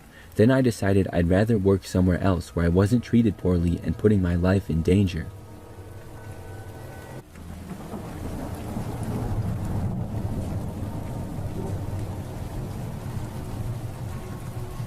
For a period of time a long time ago, I used to work at McDonald's as a manager. I worked there for about a year and dealt with some crazy things, but one time is by far the craziest thing to ever happen there. It was an average evening for the most part. We got somewhat busy and I was helping with different tasks. At our McDonald's, we never had enough employees and were seemingly always short, so I did a little bit of everything. At one point though, I was in the back for a while, but I heard that someone was asking for me. Apparently there was a dispute with a customer and he asked for the manager. So I walked up to the counter and saw one of my employees looking upset and an angry man on the other side of the counter. I didn't hear any of the conversation, but I knew the employee he was dealing with was very nice. The man asked me if I was the manager and I said yes. He then told me how he was mad because the fries were cold, but he went on to insult my employee and call her stupid. He did not seem interested in resolving the matter, only in letting out his anger towards us. After he started swearing towards us employees, I yelled at the guy and told him to get out. I said we weren't doing anything and if he didn't leave now I would ban him and call the cops. He continued to yell at us, and literally everybody else in the restaurant was staring at the scene. Eventually, though, the guy finally walked out and left. I was glad that I didn't have to call the police on him. Then we resumed back to normal for the most part. Eventually, within about an hour, we all moved on and were feeling better. As it got later, things quieted down. I remember that at one point, I went to take out the trash. We had dumpsters in an area behind the building. So I walked over to a back door and put a few trash bags in the dumpster. As I did, I saw past the few trees next to the dumpster into the very back corner of the parking lot. There was the man standing in the shadows. He saw me and instantly started to walk over. I didn't want to fight the guy, so I just turned around and walked back inside. Those doors automatically locked, but I just hoped that the man wouldn't come back through the main doors. After I got back inside, I stayed near the doors. Within moments, I heard some loud noises from outside. The guy was doing something, but I didn't know what, so I decided to go out and see. So I walked around to the main doors and left the restaurant. I walked over to see the man. He was outside by the dumpsters, and it appeared that he had taken the trash bags out of the dumpsters and messed them all around. He had dumped them out and there was garbage everywhere. I told the man that he had to stop and leave now or I was going to call the police. Once more he started yelling and cursing at me. This guy had to be insane. He had waited for over an hour, as the last altercation was a long time ago, and he apparently was just standing in the parking lot. I kept telling him that he had to go now, but he just wouldn't. So eventually I went back inside and I called the police. I was on a mission to get him banned from our McDonald's forever. I waited inside for the police and the man did not enter the McDonald's for a while. Then, within about 5 minutes, when I thought the cops would be there any moment, the man walked back inside. This time he walked right over to me. I told him that I already called the cops. He claimed that he didn't care, and he just stood there looking at me. I didn't know what he wanted now. I just hoped that he didn't want to fight me or something like that. I stood there and he stared at me. It was like we were having a standoff. Then, finally, the cops got there. When they did, the man tried to run for the other exit. The police told him to come back, but when he didn't listen to orders, they ran after him. The man ran out into the parking lot and apparently went around the building. Eventually, he was caught by the cops. The man ended up having several illegal drugs on him and was arrested. He was also banned from our McDonald's forever, and I haven't seen him since.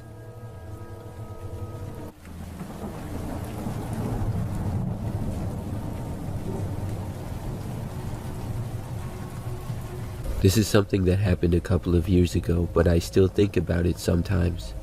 One day, several of my friends and I were getting together. It was a group of 7 of us women in total, and we went to a restaurant in town for brunch. We live in a village that has a very nice downtown area where you can walk all around. It has parks and several roads, but it doesn't get that bad of traffic. There are lots of nice shops, restaurants, and bars, and it has a very relaxing feel to it. My friends and I go there all the time. On this day, we all went to the restaurant. I remember that it was really busy as lots of other people go there. My friends and I were there for a while, and we were sitting at this large table that was in the patio area outside in the corner. I brought my instant camera to take a group picture of us, and I did. We were at the restaurant for over an hour, and then we all left together. We walked as a group through town and went to this bar on the other side just for a drink. We hung out there for a while and talked some more, and after that we left. After walking back through the town, we went our separate ways and went back home. Now, it wasn't until the next day that I realized I did not have my camera. I concluded that I must have left it at the restaurant and forgot it there, because I did not know where else it would be. I remember that I called the restaurant and asked if anybody had found it. The camera had a small case that it was in, and I did not have that either. However, when I called, I was told they did not have it. So either I thought nobody had found it or somebody had took it. I was trying to retrace my steps and think about where it could be, but I was sure that I didn't have it after the restaurant. I called the bar that we were at too, just to be safe, and they didn't have it either. I was disappointed, but I guess it wasn't a huge deal. I could always get another camera. However, only about an hour later, I got a call back from the first restaurant. They said that they did have the camera after all, and that it had been recently turned in. So I left and went down there and picked it up.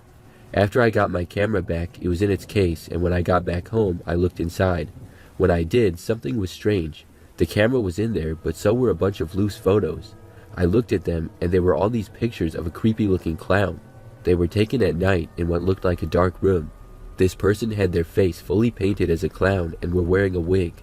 The photos were quite scary looking to me if I'm being honest, and there were like 10 of them, all pretty similar. Then there were a few other photos.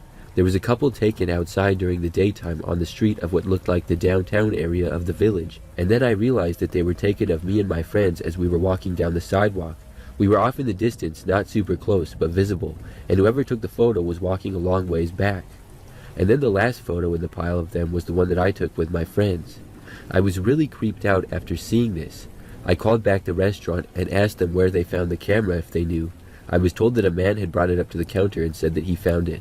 I'm guessing that was the guy who the clown was who took the photos. This may have been his idea of a funny prank, but I found it really creepy, especially the fact that he found my camera and didn't give it back to me at first. Instead, he followed us, took our pictures, and then took a bunch of creepy clown pictures. Then he gave it back. I obviously haven't seen any creepy clowns since then, but I still remember that sometimes.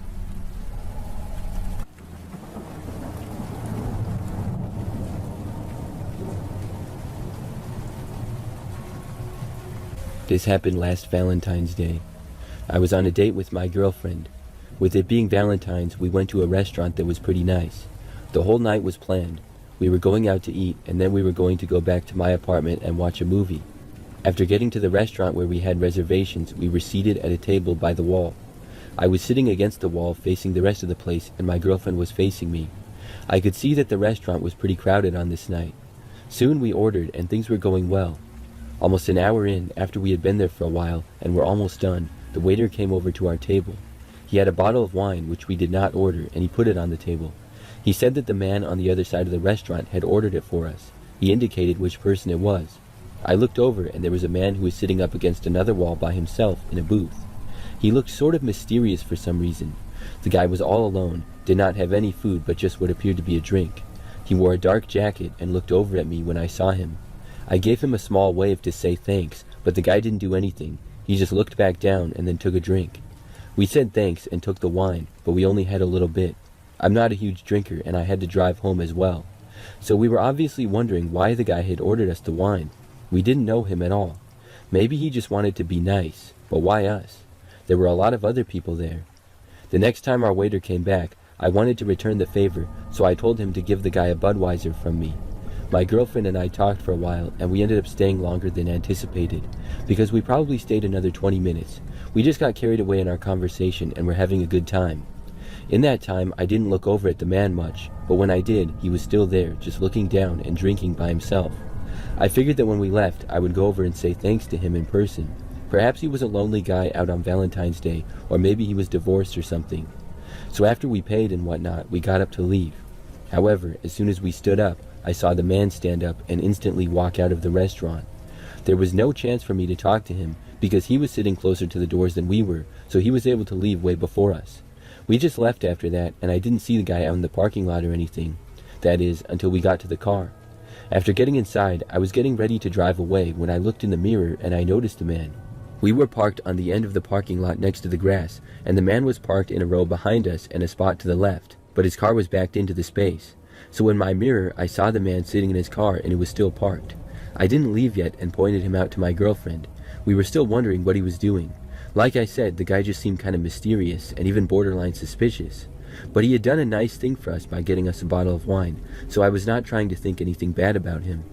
We sat there in the parking lot for a couple more minutes before leaving because my girlfriend had the idea to stop at a gas station or store.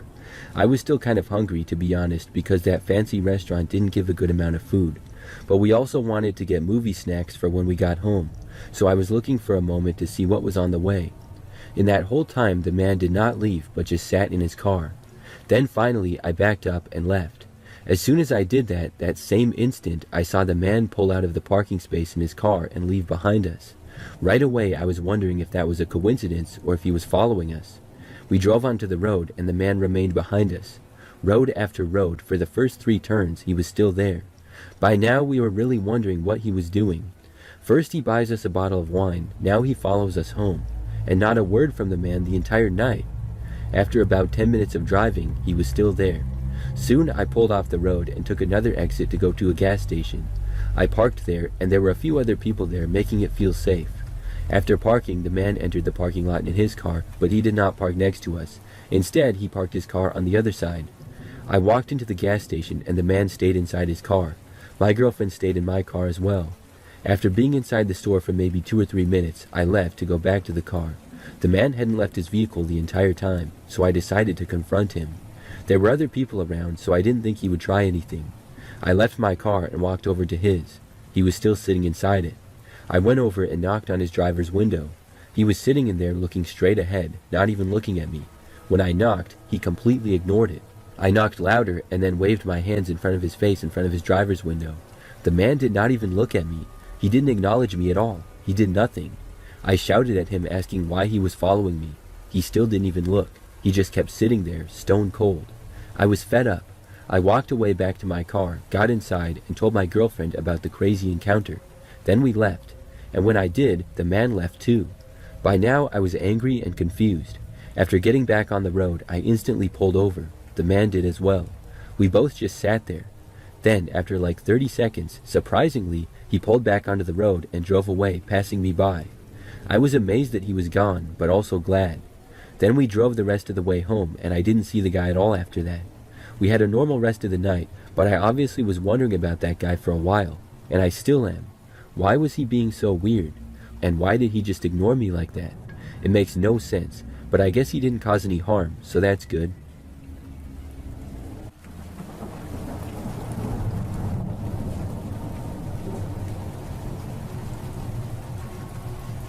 One night after work, I went to McDonald's. I was very hungry, and every other place was closed. It was after 10 p.m., so the options for food were very slim, at least in the area that I live. I went to the McDonald's closer to my work, but on the way home. I pulled into the parking lot, walked in, and ordered at one of the screens. Then I waited for a little while.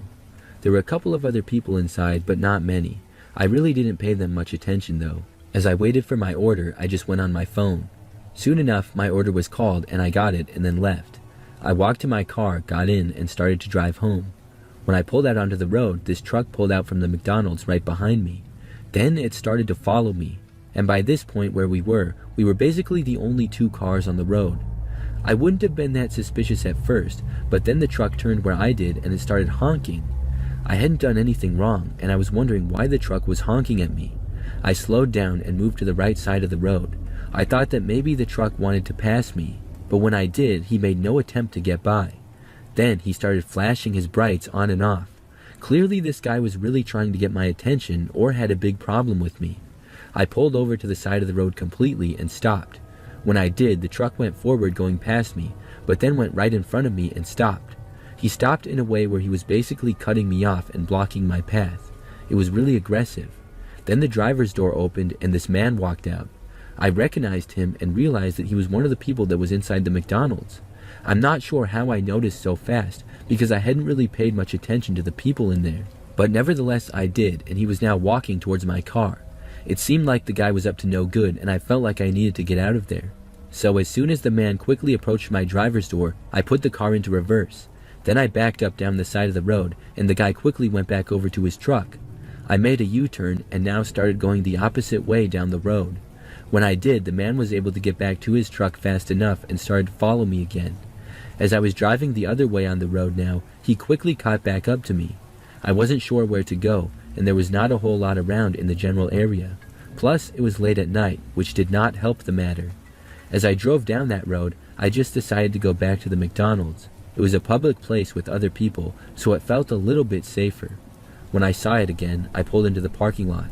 Then I quickly parked. The man in the truck also drove to the McDonald's and parked.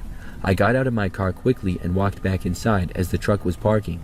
When I got into the McDonald's, I realized that the man did not get out of his truck. He was still inside it, waiting for me to leave probably, but I was not going to.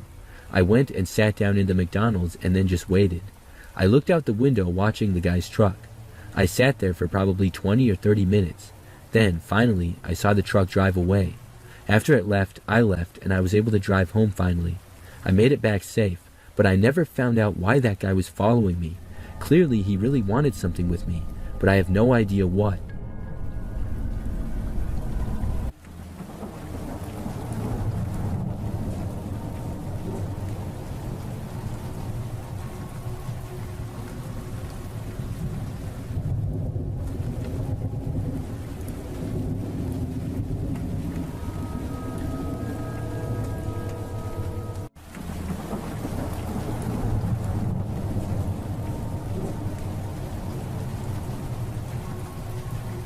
This happened back when I was in 10th grade. I went to a high school that I would describe as pretty average. For the most part, nothing that interesting or exciting happened on a daily basis. Back then, I would ride the bus to and from school every day from my house, which was about 10 minutes away. One day in the spring, I was in my third period class. It was a writing class, and I always found it really boring. This day in particular was like many others. Towards the end of class, with maybe 20 minutes left, I got up and asked to go to the bathroom. My teacher said yes, and I left the classroom. I walked down the empty hallway to the bathrooms. They weren't that far away, just at the end of the hall and around a corner. As I was inside using the bathroom, I heard the door open. Nobody walked in though. Instead, I heard them say, "Is anybody in here?" When I heard this, I was confused. It was a bathroom with multiple stalls, so why would they ask that? I did not answer, and after like 2 or 3 seconds, the door shut. Whoever it was had left. It seemed like it was probably a teacher. I finished up, and as I was at the sink washing my hands, I heard the school intercom beep. Then there was an announcement that the school was now in a lockdown. I remember they said that this was not a drill. I felt a little bit nervous when hearing that. Maybe that's why someone had asked if anybody was in the bathroom. I wasn't quite sure what to do. Was I supposed to stay in the bathroom or go back to the classroom that I had been in? I figured that it would be best to go back to the classroom. My teacher was probably wondering where I was. I left the bathroom, but I didn't want any teachers to see me, or I was afraid that I would get in trouble. When I got into the hallway, I saw that it was completely empty still. Things were also very silent.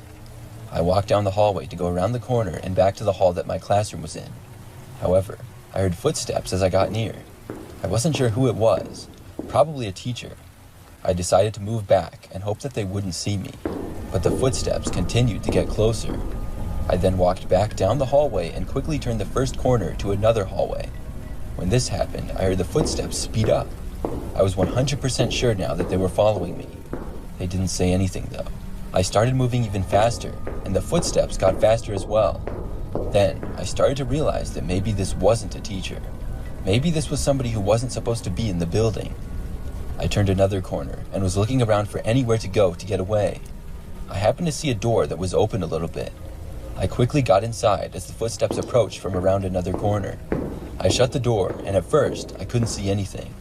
The lights were off, but it looked like I was in some kind of closet.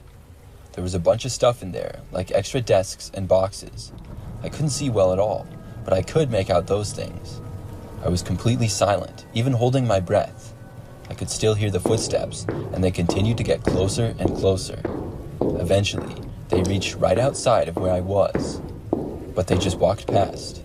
I felt so much better when I heard that. I could hear them walking farther away down the hall at the same fast pace. The footsteps got quieter and quieter as they moved away. It then got very silent. I was feeling better and feeling like whoever that was now gone and it would be safe to leave. Just to be sure though, I was waiting a little bit longer. Then, out of nowhere, I heard a noise. But it was coming from behind me, inside the room that I was in. I turned around just in time to see a man in there, coming around one of the boxes. I couldn't see any details of who it was because of how dark it was in there, just that it was a man. I ran for the door as fast as I possibly could. Luckily, I was only a few feet away. I opened it and ran out into the hallway. I didn't look back and sprinted in the direction down the hallway that the footsteps had walked. Within a minute, I saw a man walking. He turned around looking confused. It was one of our teachers. I recognized him. I told him that there was a man hiding in the closet. We both went towards the front of the school where the main offices were. We were let into a room, and I found out that the police had just arrived. Within 20 minutes, they had found the man who had moved and was now hiding in a bathroom. He was in fact not supposed to be in the school, and was the whole reason that we had been under a lockdown. The footsteps that I had heard were just a teacher. I can't believe that I hid in the same room as that guy. Looking back, I definitely should have just walked straight back to my classroom.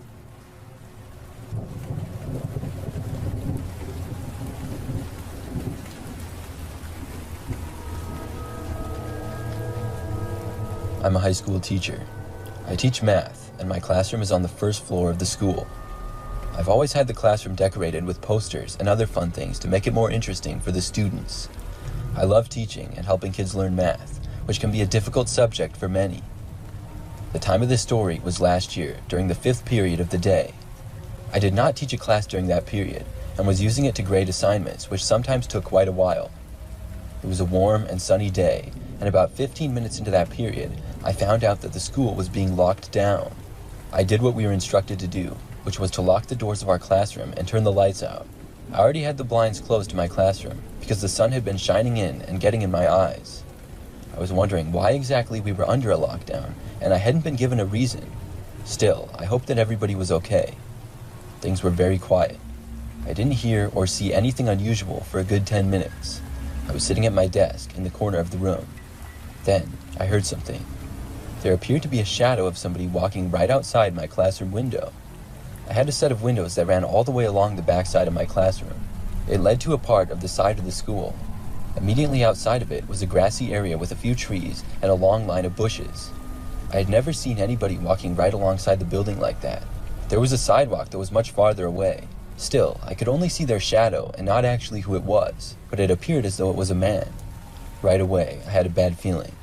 Could this be why we were under a lockdown? Just after thinking that, I remembered something else. One of my windows was actually open. It was such a nice day that I had opened the window a little bit after the last class period had ended. It was on the opposite corner of the room from where I was. Should I risk it and get up from my desk? I would have to run all the way over there and then close the window. The man outside was also moving in that direction. It was clear that I wouldn't make it there before the person did, and I hoped that they would just walk past. But when they reached the window, I heard it start to raise. I saw a man's arm, and then I ducked down. I hid underneath my desk, where you would normally put your feet. Luckily, there was a wall blocking me from the other side, so the guy wouldn't be able to see me unless he came over here. But had he heard me? I wasn't sure. I tried to be as quiet as I could. I heard the man enter the classroom and stay by the window for a few minutes. My heart was racing. I didn't know what to do. I wanted to contact somebody, but I didn't want to make any noise. I was listening very closely to see if the man would move at all. He seemed like he was staying in the back opposite corner of the classroom. This went on for several minutes. I barely moved at all.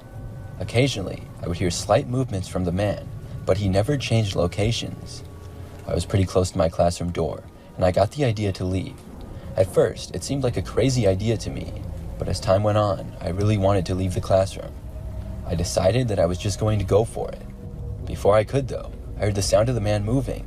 He was getting up and walking closer to me. My heart sank. I felt like I had missed my opportunity to leave.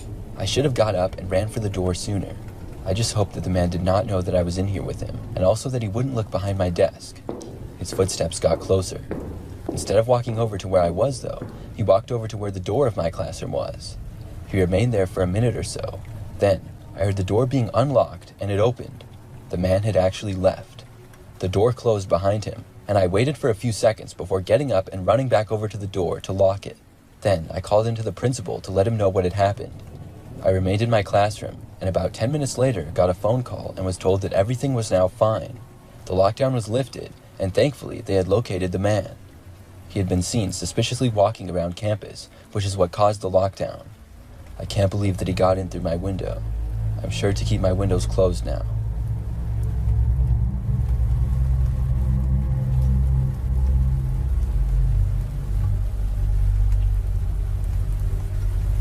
This story happened when I had to go to Saturday school. I guess that Saturday school was sort of like detention. I was in high school, and I think that I was a junior. The way I got detention was that I forgot to return several of my school books. We were given books from the library that we needed for certain classes. When the semester was almost over, we were supposed to return the books on our own. However, I forgot, and I actually lost one of the books in my house. Eventually, I found it, and I returned all of my overdue books, but I still had to go to Saturday school. It really wasn't that bad, and pretty much just like study hall. It was just one classroom, which was one of the language arts classrooms. The teacher just sat at his desk and made sure that we all behaved. Occasionally, he let us know what time it was and could answer some questions or help us with problems if he could. I remember that the teacher was Mr. Sanders. He was a nice guy and overall pretty reasonable. I remember that my mom dropped me off at the school just before 8 a.m. on Saturday morning. Saturday school started at 8 and went until 12, but not everyone had to be there the whole time. I only had to be there for 2 hours, so I would get to leave by 10. I know that depending on what some of the kids did to get Saturday school, they might have to write papers or something like that. Other kids just had to work on their own individual homework or just study. I had to write a short paper on what I learned from not returning my books on time. I also brought a little bit of homework to do for another class. When I got there was only 4 other students. I recognized 2 of them, and the other 2 I didn't, and they were not in my grade. The ones I recognized were both pretty much troublemakers, kids who would skip class a lot or not turn stuff in. I felt sort of out of place because I was normally a really good student. At 8 a.m., Mr. Sanders shut the door and spoke to us for a few moments, then went behind his desk on his computer. I got to work and wrote the paper. It didn't take that long at all. Then I started doing my homework. I finished that too by the time it was 9:30 a.m. Then I got a book from Mr. Sanders' bookshelf in the back and started reading. I remember that it was a short time after I started reading that Mr. Sanders got up from his desk and said that he was going to the bathroom. He jokingly asked us all if we were going to be okay while he was gone. Then he left. Like a minute later, one of the other kids that was in the classroom got up and left as well. I wasn't quite sure what he was doing, but I didn't think too much of it. I just kept reading. But like 5 minutes later, the school intercom said that we were going under a lockdown. This seemed really strange. We all had no idea why we would be in a lockdown. There was hardly anybody at the school. It was a Saturday. Only one of the doors was even unlocked for people to come in on Saturdays. Most of us knew from lockdown drills that the classroom doors were supposed to be closed, locked, and the lights turned off. Then we were supposed to sit on the ground in the back of the classroom. The problem was that our teacher was gone. We looked around at each other, unsure of what to do. Then someone spoke up and said, "Should we close the door?" We decided that we would. I walked over and closed it, then locked the door. Someone else turned out the lights. We all started talking to each other, wondering what exactly was going on. If our teacher came back, we would let him in, but he most likely had keys with him. We weren't hearing anything from the hallways, but whatever the problem was could have been from anywhere in the school. A few minutes went by, and nothing happened. Then somebody tried opening the door. Thinking it might be the teacher, I got up and walked over to it, but by the time I got there and looked out, nobody was there. I went back and sat down at my desk again. We were really confused in the classroom now. Less than a minute later, it sounded like we heard some shouting in the distance. Then someone tried opening our classroom door, and that was followed by more knocking on it. I walked over once again, and this time looked out the small window. It was the kid who had been in our class earlier but left. He was yelling and asking to be let in. I was just about to open the door for him when I heard more shouting coming from down the hallway. I heard somebody say police. The kid ran away from the door down the hallway. For several minutes, we were as confused as ever, but the lockdown ended about 5 minutes later, and several police officers knocked on our door. We let them in, and they explained the situation to us. When our teacher, Mr. Sanders, had left to use the bathroom, the other student left the classroom to follow him. The student knocked the teacher unconscious by punching him from behind. A janitor heard the incident, and then the student ran.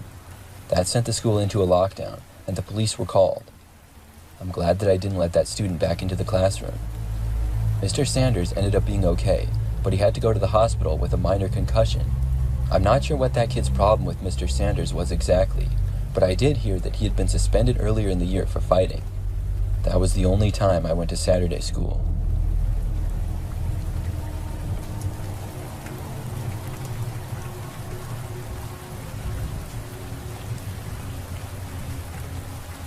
My name is Mia, and this happened when I was in high school. It was my junior year, and I had just recently gotten my driver's license. I passed my driving test in the middle of the semester, and I had a car from my parents that I could drive. To park in the main school parking lot, you had to have a parking pass, and you had to buy them ahead of time, so I couldn't do that. Instead, I had to park in the lower lot, which was a little bit farther of a walk to the school. After you parked, you had to walk down a path that went by the baseball fields on one side and woods on the other. Then you would pass the football field and get to one of the main parking lots. I didn't mind this because I was just happy not to be riding the bus anymore, and I could drive myself. I remember that at this point in the school year, I would get to school when the sun was just starting to rise. On about the second day that I'd parked in lower lot, I was walking up to school and I saw this guy in the woods. He was standing like 3 or 4 feet in. At first, I thought maybe it was another student. It was still kind of dark out and I couldn't see really well. When I got closer though, I saw how it definitely was not a student, and this seemed to be a grown man, much older than high school age. He kind of looked over when I passed, and I looked away when I got closer to avoid a weird interaction. I walked to school and didn't think too much of it. But after school that day, I walked back to my car and saw the guy in the woods again. I had forgotten about him, But when I saw him again, I remembered. It was really strange to me. Why was he in the woods, and who was he? I left school and drove home. For a few days, everything was normal, and I didn't notice anything out of the ordinary. I didn't see the guy at all. But then, on another morning, I was walking up the path and heard footsteps behind me. I didn't remember another student parking near me when I got out, so I looked back. I saw a grown man walking about 50 feet back, looking down at the ground. I couldn't tell for sure if it was the same man who had been standing in the woods before. I didn't get a good look at him either time, but this was most likely the case. Who else could it be? I looked back to where I was going, and I kept walking to my school. After that, I didn't see the man for the rest of the day. But the very next day, I saw him again. It was when I was leaving the school this time. By now, I was beginning to wonder why this man was hanging out around the school all the time. I knew he didn't work at the school, and it was really suspicious. This time, I saw him as I was almost down at the parking lot. He was standing there on the other side of the path, not by the woods this time. I passed him by and ignored him like I always did. But this time, when I entered the parking lot, I heard footsteps behind me. When I got to my car, I saw the man entering the parking lot, walking towards my car. He was still a good distance away, but it seemed as though he might approach me, so I quickly drove off. The next day was the last time that I saw the man. I arrived at school when I usually did. I parked my car, got out, and started walking up the trail to school. At first, I didn't see the guy, but as I kept walking, I heard the footsteps behind me. I looked over and saw him once more. I walked faster, and when I got to the school parking lot, the guy was still behind me. I sped up even more, and finally, I got to the doors and I entered the school. Once I got inside, I felt safe. I went to my first class of the day. About halfway through the class period, though, the school went into a lockdown. At first, none of us knew what it was for. I didn't suspect the guy at all. The lockdown lasted for a good 30 minutes or so. When it was over and we found out the cause, I couldn't believe it. All I was told was that a man had been found hiding in one of the women's restrooms inside the school. It was the bathroom that was located right by my locker. I knew it was probably the same man, and after that, I never saw the guy again.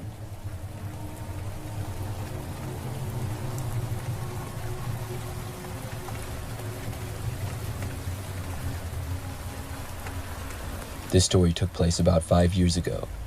It was my senior year of high school, and I was working on a big test. It was for a science class, which was tough for me, but I studied hard for it. I remember that I finished the test much later than everybody else. I had completely lost track of time because I was so focused. By the time I realized that I was taking so long, the bell rang. Then I was tempted to hurry and finish, but I decided to keep taking my time and doing my best. I knew that it wouldn't be a big deal, and I would not get in trouble for being late to my next class. I finished the test, and my teacher gave me a pass to get to the next class of the day. When I left the class, the hallways were completely quiet and empty. It felt kind of weird. I walked the hallways to get to my next class, but only about a minute later, as I was still in the hallways, I suddenly heard an announcement that the school was being locked down. I started walking faster so that I could get to my class. I had no idea why there was a lockdown, but I knew that I didn't want to be in the hallways. When I turned a corner to another hallway, I suddenly saw a man standing in the middle of it. But it wasn't a teacher or employee of the school. I could just tell. This man had long, messy hair and was wearing clothes that appeared old and kind of dirty. I knew immediately that I needed to avoid him, but I would have to walk past him to get to my class. I was standing right in the middle of the hallway in plain sight of the guy, but he wasn't looking over at me. He was facing in another direction. I turned around and ran back, hoping to get out of his sight before the guy would look over. I hid around the corner and I waited. I didn't hear the man walking closer to me, which was good, but I didn't hear him walking at all. Then, suddenly, the man spoke. He yelled out and said, "Hey, I know you're right around the corner." When I heard him say this, I panicked. I really didn't think that he had seen me. After he said this, it sounded like he was starting to walk closer. I took off running in the opposite direction right away. I ran as fast as I possibly could. As soon as I started running, I heard the guy running after me. I wasn't really that fast, and I was afraid that the man would be able to catch up to me. I looked around for anybody else in the hallways at all, but saw no one. When I kept running, I turned corners from one hallway to the next. Nobody else was there, though. The man seemed to be gaining on me, even though I was going my fastest. I decided to try and get out of the school again, and I ran for the west entrance of the school, which I was closest to. Then, finally, I saw a police officer by the door when I got there. When he saw the guy chasing after me, I saw him start to run over. The man behind me stopped chasing and ran in another direction and was now being chased by the police. I stayed by the door, and the man was caught several minutes later. The lockdown ended shortly after that. I really don't know who the guy was or what he was doing inside of the school. I didn't hear that much more about it afterwards. That was the scariest moment of my life, though.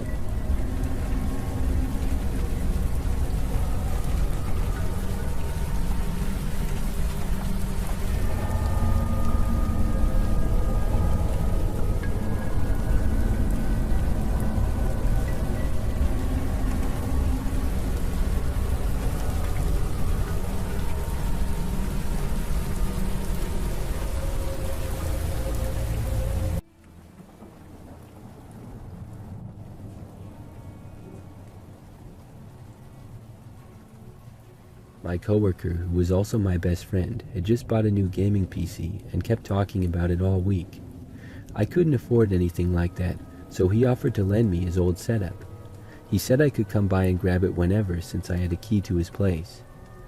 It was a little after 11 p.m. one night when I walked over to his apartment to grab it. That night my friend was still working for one more hour. He lived in the next building over, maybe a 3-minute walk. When I got to his place, the door was unlocked already. He did have a bit of a bad habit of not locking the door when he left, so I assumed he had done that yet again. I went into the living room where his gaming computer was set up so I could grab the old PC. When I entered the living room, I saw an older man was sitting in the recliner just reading a book. He looked strange, but he didn't look like a drifter. No one else had a key to my friend's place, so I knew right away this guy didn't belong. His eyes had this crazy look that I will never forget, like they were detached from reality. He turned to look at me, and I felt my blood go cold. He just smiled at me and closed the book.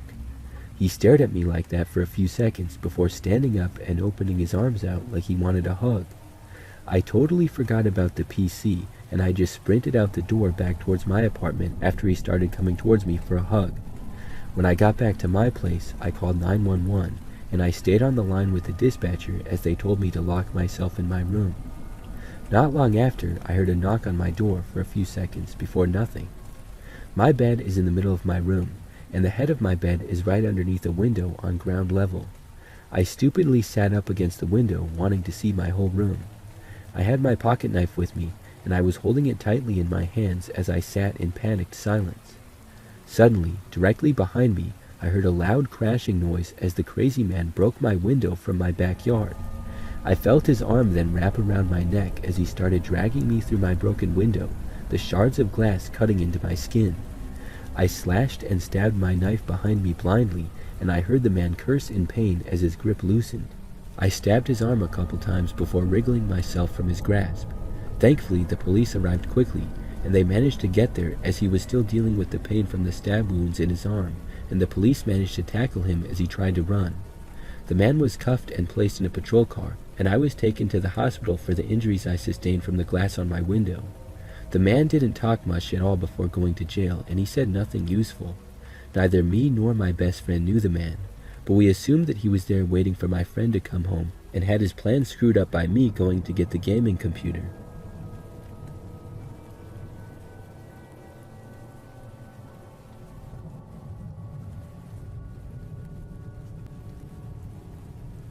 It was late 2021 when I moved into a small rental on the edge of town after changing jobs. I was a guy living on my own, and the place belonged to a coworker's uncle who had moved into an assisted living place, so the house had been sitting empty for a while. The rent was cheap, and it was only about a 30-minute drive to work, so I didn't ask too many questions. I just agreed to keep the place in decent shape and cover utilities. The house itself was nothing special. 2 floors, 2 bedrooms, a small yard, and a detached garage that I didn't really use. The neighborhood was quiet, mostly older people, and there was not much traffic at night. About a week in, I noticed the side gate to the back door was open when I got home from work. I was pretty sure I had latched it that morning because I usually double-check things like that. I walked around the yard thinking maybe the wind pushed it open, even though it was one of those heavier wooden gates. Nothing else seemed off, so I closed it and didn't think too much about it. A few days later, I found it open again. This time, I was sure I had shut it properly before leaving. I checked around the yard more carefully, but didn't see anything missing or out of place. I figured maybe the latch was loose or broken, so I tied it shut with a bit of wire I found in the garage. The next morning, the wire I had used on the gate was untwisted and loose, and the gate was open again. I started thinking maybe someone was cutting through the yard for some reason and didn't know that the house was being lived in. It didn't make much sense though, since there was nothing behind the house except for another fenced property. I retied the gate, this time tighter, and left for work. That evening, I decided to check the garage since I hadn't really gone in there much. When I opened it, I noticed a couple of things had been moved around. There was an old chair that had been against the wall and was now closer to the door, and a small box of cardboard I remembered seeing in the corner was open. I started to think that there was a squatter who had been living on the property or in the garage while the place had been unattended. Maybe they didn't know I was living there now, or maybe they just didn't care. I called the owner and asked him if anybody else had access to the place. He said no, it was just me. That night, I was watching a show at 1 a.m. when I was surprised to hear the chattering of voices nearby. I listened intently, but couldn't hear what they were talking about as their voices seemed almost muffled and quiet. By this point, I was getting a bit unnerved, so I stopped the movie and quietly got off my sofa and walked to the front door to make sure that it was locked. As I was approaching the door, I froze mid-step as I heard the two people approaching my porch and reducing their talking to a whisper. I realized right away that these people wanted to break in. I leaned against the front door and waited, expecting a loud bang against the door or the doorknob to be shaken, but it was oddly quiet. I decided to walk over to my window to see if they had walked away or changed their minds. My windows have bars from the inside out that you have to unlock so that you can move the curtains or look out the window comfortably. I slowly unlocked the bar mechanism and lifted it up. I moved the curtains then and was taken aback to see that leaning up against my window was a man. He was as startled as I was, and he tightened his hoodie over his face so all I could really see were his eyes looking at me. His friend realized what was going on and right away started to kick the door in. He kicked it a solid 4 or 5 times, but the door wouldn't budge. All the while I was staring at them frozen in fear, trying to comprehend the situation. I snapped out of it and slammed the bars over my window, locked them, and then ran upstairs to the storage room where I then pushed the table up against the door and called the cops. As I listened and expected the two to come inside any minute, I heard a loud crash and the bars from the windows shaken aggressively. When they realized they couldn't get in, one of them let out a long, angry scream, but by the time the cops came, they were long gone. The police couldn't find out who it was, but were more active in the neighborhood in the following weeks. Regardless, I wasn't taking any more chances, and shortly after, I moved out. What irritates me is this whole time I thought I was dealing with squatters, but I'm not so sure about that anymore, because after they saw me was when they got angry and tried to break in.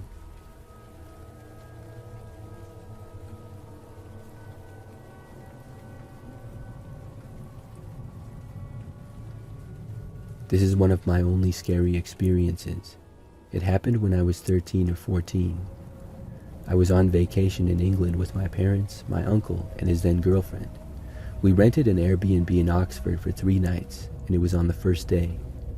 We just got there, and the adults went out to buy groceries. I was tired from the trip, so I decided to stay in the apartment. It had 6 rooms with a hallway, a bathroom, a kitchen, the living room, and 2 bedrooms on the sides. My room had 2 beds, one next to the door, and the other on the other side of the room under the window and next to the radiator. So anyways, I was now alone in the flat, and I started watching horror stories ironically. I was listening with the headphones on, but they were low quality so I could kind of hear through them. So eventually, about 10 to 20 minutes after my parents left, I started to hear voices. I paused the video and the voices stopped. 30 seconds later, the video was back on, and I heard voices again. So this time, I took my headphones off. I could still hear the voices. I assumed it might have been people from another flat on the same floor, but at one point they started to knock on the door and call out hello. I was alone, I was 14 years old, and I had just watched 2 compilations of horror stories in a row. There was no way I was going to answer the door, even if it was my door being knocked on. I put the video back on, but I was uneasy, so I wasn't really listening. Instead, I was focusing on the voices. Not a minute later, I heard the front door open. It couldn't be my parents. We're not native English speakers, and that accent was too good to be theirs. Even if they were playing a prank on me, it was not their voices. So I did what any reasonable paranoid 14-year-old would have done in this scenario. I grabbed my stuff that was on the bed, my phone, and my daggers, since I had one that I would always take with me on trips. I hid behind the bed in a small little area between the mattress and the wall near the radiator. Then I called my dad in tears, panicked, and whisper shouting so that he would hear me, but the intruder wouldn't know that there was someone in the apartment. Meanwhile, the intruder was opening every door and checking every room for some reason. My dad said he would be back in maybe 10 minutes, and he told me to stay hidden and quiet. Eventually, he hung up, but not 2 minutes after that, the person opened the door to my room, and I prayed that he would not walk straight towards me. And of course, with my legendary luck, he walked straight towards me. So I closed my eyes, breathed in, clutched my knife and phone, and got up, shaking. If I had to go down, I would go down fighting. When I faced him, I could just see the surprise on his face. He almost jumped when he saw me. I asked with a heavy French accent, "Who are you?" He had the audacity to answer that he was the owner of the apartment. I wasn't actually mad, I was just relieved that he was not someone trying to harm me. My dad got there like 1 minute later, during which the guy and I were still standing there, side-eyeing each other in awkward silence. I cried a lot while the guy almost cried and apologized over and over again. It turns out when we arrived, the boiler had died, and my parents called him to warn him, but managed to fix it after a while. The guy then came without warning them because he wanted to check the radiators. That's why he came straight towards me when he walked into the room I was in, because I was hiding right next to the radiator. But all is well that ends well, and now it's a funny story.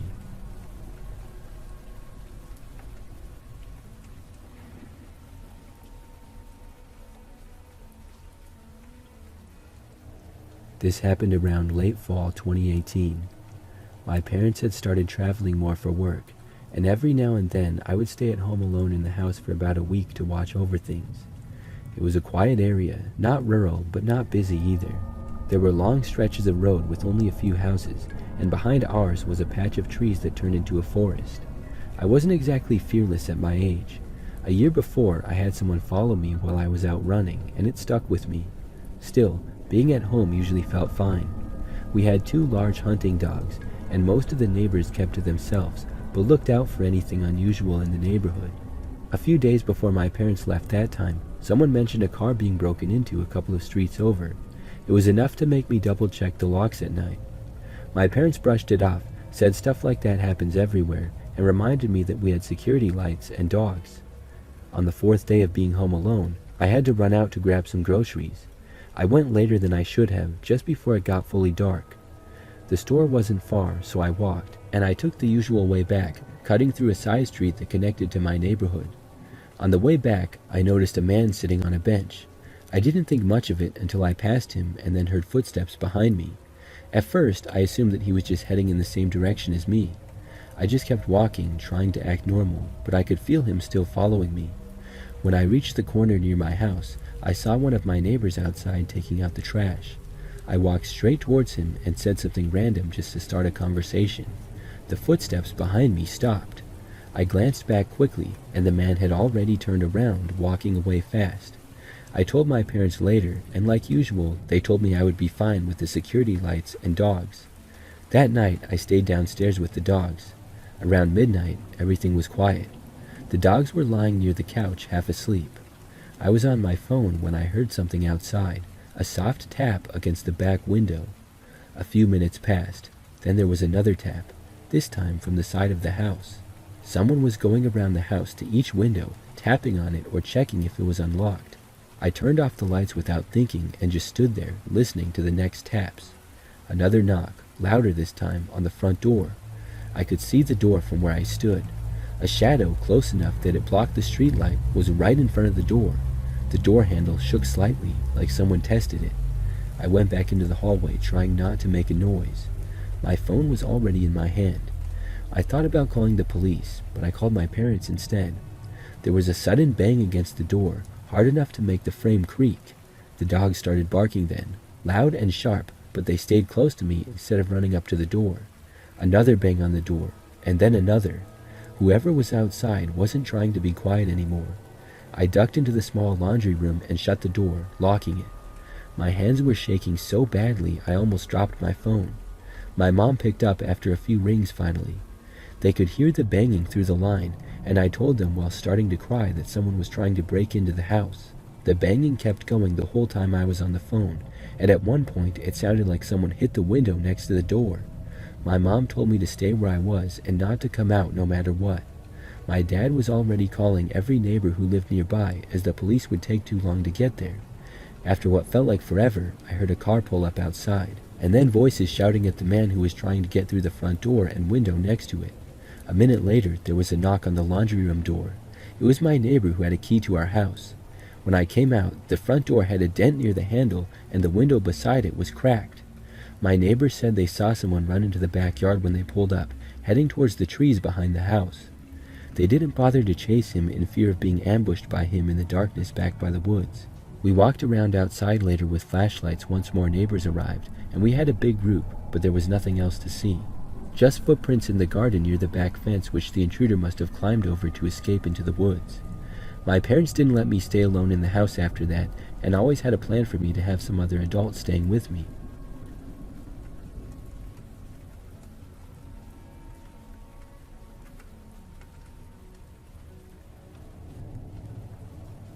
This story happened to my mother when she was in her mid-20s, sometime around 1979 or so, just a few years before she married my dad. She was living with a friend in an apartment on a shady street in Jackson, Mississippi. Her roommate was a musician, but she was out of town for the weekend and not expected to be back until the next day on Monday. On Sunday night, my mom went to bed, and she heard some rattling in the front room. She then heard the front door open. She thought that her roommate was back. However, as seconds went by, she wondered why her roommate didn't turn on the light and why she didn't say, "I'm back." Then, as she heard things moving around in the front room, she realized that she was in desperate trouble. There was one room between her and where the burglar was. There was a back door behind my mom near the kitchen, but it's always kept locked, and she didn't have a key. Being a religious person, she began to pray. Her mind became clear, and she thought the best thing to do would be to remain still and quiet. Maybe after he got the money out of her purse, he would leave. Still praying, my mom snuggled down into the pillow, but she was so frightened that she was shaking all over. She opened one eye to see the figure of a tall, dark man coming through the doorway. He was quite tall. She knew that he had to be over 6'4", because her fiancé was that height, and this guy was taller than that when he came through the door. As he walked towards her in the room, she still thought that she would try to remain still and quiet and pretend to be asleep. He stood at the foot of her bed and looked down at her, tilting his head from side to side as if trying to see her face. She decided that this could possibly be her last few minutes on earth. She cried out to God and said, "Father, Father, Father," and screamed as loudly as she could. When she stopped screaming, she realized that the huge man had walked back out through the front room and out the front door, closing the door behind him. My mom locked the door, turned on the lights, and realized that it was not a dream. Later, she called the police and made a report on the incident. It turns out the guy who broke in got less than $10 from her purse. They asked her to identify him through small pictures which showed only faces. Not having seen his face very clearly, she could not identify him, as they all seemed very much alike. She finally chose one of them. The detective had been a teaching assistant at the University of Southern Mississippi where my mom took classes, so she knew him. He looked rather disappointed at the picture she chose and said, "I wish you should have chose the man right there," pointing at another man. He's 6'6" and was just paroled last week. He lives 2 streets down. How could she have identified him if he was not shown to her lineup, but only a small picture of his face? Nothing more came from the incident or the police report. The next week, my mom read about a similar incident several blocks away. However, the woman did not survive, and they found her body on the lawn the next day. My mom stayed with another friend for several weeks. Even though her roommate was back, she didn't feel safe there for the time being. Some friends were critical of how she handled the incident, some saying, "I don't think I would have screamed," and other stuff like that. One friend said, "Don't you see what happened when you called out 'Father, Father'? He thought there was someone else there in the house with you, causing him to leave in a hurry." That's the story of how our Heavenly Father protected my mom that night over 40 years ago.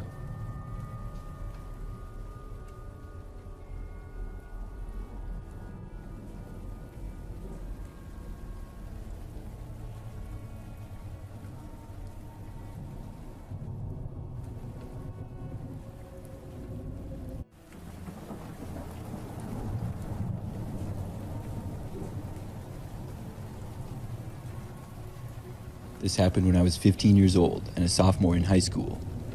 I was hanging out with a couple of friends before school started. We were just standing around talking about dumb stuff that 15-year-olds do. Soon, the warning bell rang, and we had to go our separate ways to attend our classes. I took my time heading to my class because my teacher, Coach Thompson, was pretty laid back and didn't mind if I was a bit late. He usually started class a few minutes late anyways, because he was also a sports coach and was always busy with that stuff. As I made my way to class, the school bell rang again. School was now starting, and I would be late, but I didn't think much of it and kept walking. The hallways were now empty. The intercom came back on, and there was an announcement that the school was going under a lockdown. I couldn't understand why. I was pretty confused. Everything seemed fine to me. I kept walking towards my classroom, thinking it might be a false alarm or a drill. When I entered the hallway where my classroom was located, I stopped and froze. At the far end of the hallway, there was a large man wearing a ski mask and all black. He also had combat boots on and a huge black duffel bag around his shoulder. It took me a few seconds to process what was happening. The man in the ski mask hadn't noticed me yet, but then he turned his head and looked in my direction. I quickly ducked back around the corner, scared out of my mind. He had been standing right where my classroom was, so I couldn't go there now. The hallways were completely empty, and I started to panic. I knew the school pretty well, as I'd been there plenty of times prior to my sophomore year, so I went to the nearest place I knew, which was a nearby bathroom. I was hoping to stay safe in there until everything was over. I sat in a bathroom stall, trying to listen for any sounds, praying that the man wouldn't come inside. During the time in there, I was terrified, and I didn't dare make a noise. I stayed in the bathroom, trying to calm myself down from hyperventilating. For maybe around 30 minutes, I was in there. It was completely quiet, and I couldn't hear much, but at one point, I did hear footsteps, and it really freaked me out. I really don't know who it was, but luckily, they moved past where I was, and then things went back to being silent. I just hoped whoever that guy I had seen was would not enter the bathroom. Finally, I decided that I would leave. I hadn't heard anything in the longest time. I thought it might be safer to get out of there, and I stepped out. When I did, I noticed the hallways were still empty and quiet. The lockdown was still in effect, and I had no idea what was happening. I cautiously started speed walking back towards my classroom, and I was very careful, looking all around. I had made it about halfway back when I suddenly heard a noise that made me freeze. It was the sound of footsteps getting closer from the next hallway around the corner. It was happening all over again. I could feel the sinking feeling of the fear and the shock once more. I quickly turned around and went back down another hallway, trying to avoid whoever was coming my way. I glanced back for a split second and saw the man in the ski mask starting to come around the corner. In this point in time, I swear I could have ran a 4.3 flat in the 40-yard dash. For once in my life, I was genuinely running for my life, and nothing else mattered besides that. It was a weird feeling. I didn't care about anything, not girls I had crushes on, not my homework, not even my job. All I cared about was staying alive for myself. I kept on running. Eventually, I stopped, unable to hear the man behind me anymore. I gathered myself and started walking towards the exit, hoping to find a way out. When I reached the exit, relief flooded over me as I saw multiple police officers outside the school. I ran for the door, and when they saw me, they waved me over. I was able to leave and breathe a sigh of relief. The man inside the school was later caught, but we never found out what his intentions were. The memory of that day haunted me, and my parents ended up putting me in therapy to help me out. No 15-year-old or anybody should have to experience anything like that. It's been about 7 years now, and I'm way better. We returned to our normal routines at school shortly after, and our school had a 24-hour cop for the next year. That made everyone feel a lot safer. I'm happy nobody got hurt and I was able to make it out alive. I wouldn't wish that experience upon my worst enemy.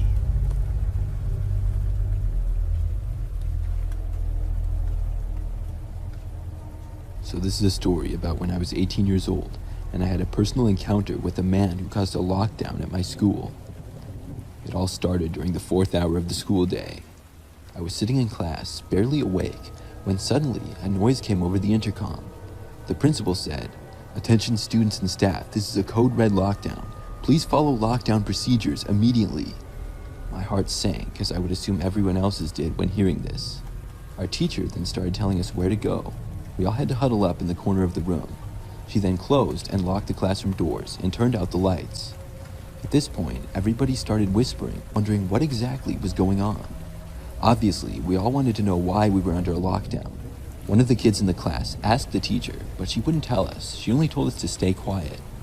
The minutes turned into hours, which was awful, because locking a bunch of high school kids in a room without being able to move isn't such a good idea. Many students went on their phones, and others whispered and talked to each other. The classroom became a huge mix of confusion and anxiety. But as the hours dragged on, we sat there, and every noise we heard or thought we heard outside of the room scared us, but we didn't hear much. At this point, we were all convinced that there really was somebody out there with a weapon. Some students speculated about a potential intruder or an active threat, while others whispered about rumors they had heard. At one point, one of the kids in the class got up and couldn't resist looking out the classroom window. The teacher made him sit back down pretty much right away, but he claimed he saw a guy in a red sweatshirt walking down the hallway. I wasn't sure whether to believe him or not. Hours of waiting went by, and soon we reached just about the end of the school day. Then, finally, the long-awaited announcement came over the intercom. The lockdown has been lifted. Please remain calm and proceed with caution. Everybody was so happy to be able to leave, and the classroom doors swung open. We all cautiously stepped back into the hallways. But the story didn't end there for me. Back then, I rode the bus to and from school, and I boarded it along with the other kids. As I rode the bus home, the events of the day replayed in my mind. The whole day just felt weird and off, and it made me more aware of the things around me for the rest of the day. When I got off the bus, I noticed that a ways back, a car was parking on the side of the street outside of my house, and I only lived with my parents, who were both at work at the time. The car wasn't like right in front of my house, but a little ways down. We also lived in a little more rural area, so the yards were bigger and there was a little more space. This also meant that we got less traffic through the neighborhood though. After getting off the bus, I quickly walked inside, hoping that the car would just drive away. When I got inside my house though, I checked out the window and the car was still there. I could see that somebody was inside of it, and it just gave me a bad feeling. I didn't want to take any chances.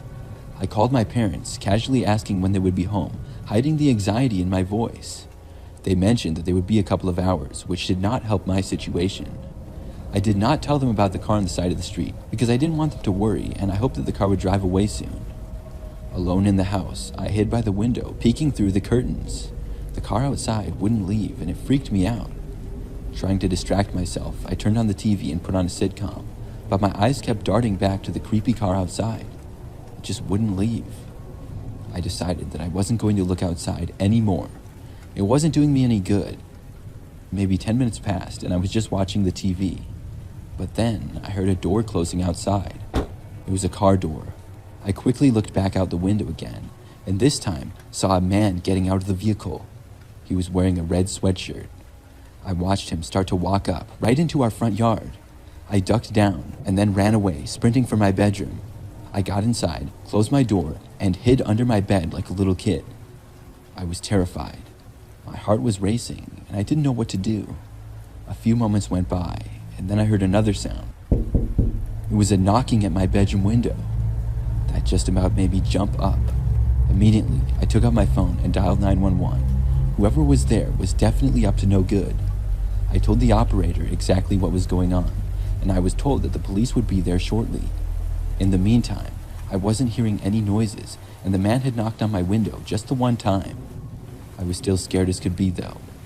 A few more minutes passed, and I remained hidden under my bed. I had hoped that the man had gone away, but just as I was thinking that that may have been a possibility, there was a sound of glass breaking coming from the other end of the house in the back. The guy had broken in. I heard some more noise from that direction, and soon it sounded like somebody was inside. Then I heard another noise. It was police sirens. This was the best sound that I had heard all day. I heard the man inside the house turning around and leaving through the back the way that he had came.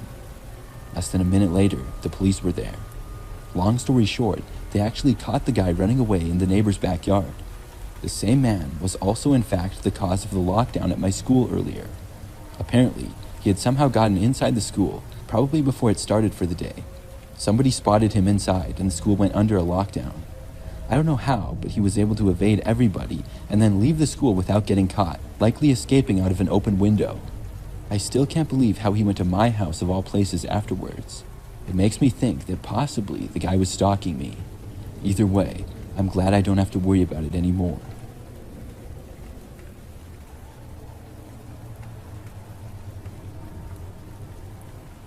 Alright, so picture this. I'm called in as a substitute teacher for a class that missed out on a field trip. The regular teacher and most of the students were out on the field trip, while I was left in charge of 4 students who didn't have their parent permission slips signed. To set the scene, I had just finished subbing for another class. Afterwards, I was asked to sub for this class, and the instructions were pretty straightforward. Play a Mythbusters video for the students, and hand out worksheets to keep them occupied. Sounds easy, right? Well, here's where things took an unexpected turn. Barely a few minutes into class with the video playing, the Fab Four, who seemed to be inseparable buddies, all raised their hands and requested to go to the bathroom. Now, being the laid-back sub that I am, I granted their wish, with a friendly reminder to return soon so we could finish the video together. They nodded eagerly, promising to be back in a jiffy, and headed out to the hallway as I paused the video. As I waited for them to return, a couple of minutes went by. Then, I heard a noise come over the intercom. There was an announcement that the school was now going in a lockdown, and this was not a drill. This put me in a little bit of an odd situation. Panic started to settle in as I realized that these 4 kids were nowhere to be seen. Should I go out and search for them? Or should I stick to the lockdown protocols and secure the classroom by locking the doors and turning off the lights? I figured my students should be back any second, and I stood there in my classroom doorway for about another minute or so. In a moment of concern for their well-being, I chose to go find them. I figured they must be hanging out in the nearest bathroom, right? Easy to find, or so I thought. I hurriedly made my way to the hallway, fueled by a mix of worry and determination. I walked to the bathroom as quickly as I could, and I got winded because I'm severely not in shape like I used to be, and I pushed open the bathroom door and knocked. I was hoping to find them and usher them back to the classroom. "Hey guys, we're on lockdown. You need to come back to the classroom," I called out, my voice echoing through the empty bathroom.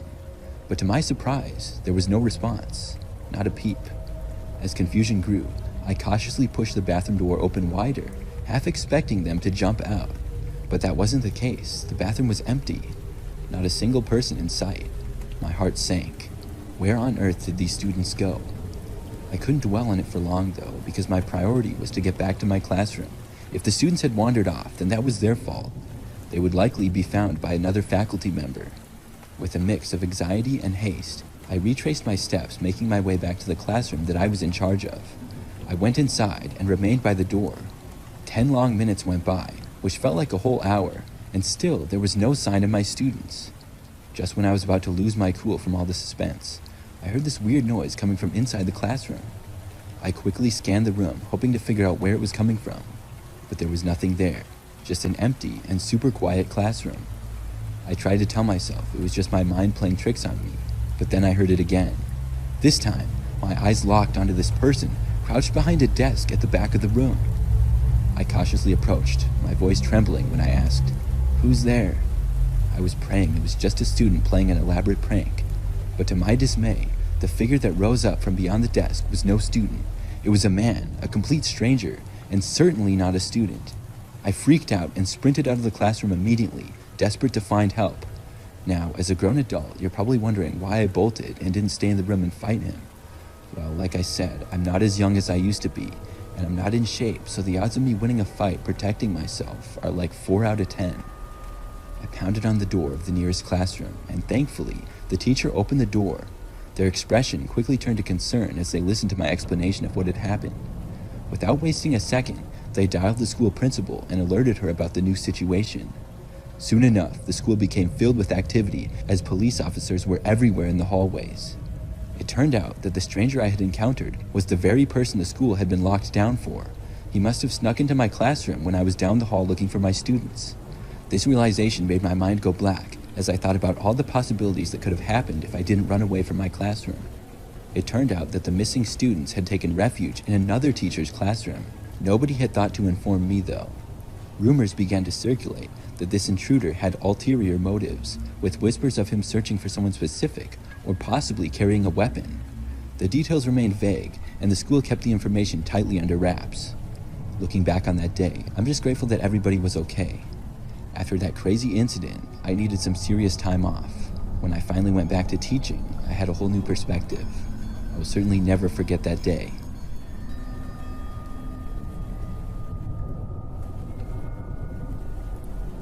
This happened back in my freshman year of high school. It It was an average school day, just like any other for the most part. I remember I was sitting in my history class, which I think was the third period of the day. That's when somebody came to the door of the classroom with a note. I remember back at my high school, a couple of students would work for the office each hour and deliver passes to the students.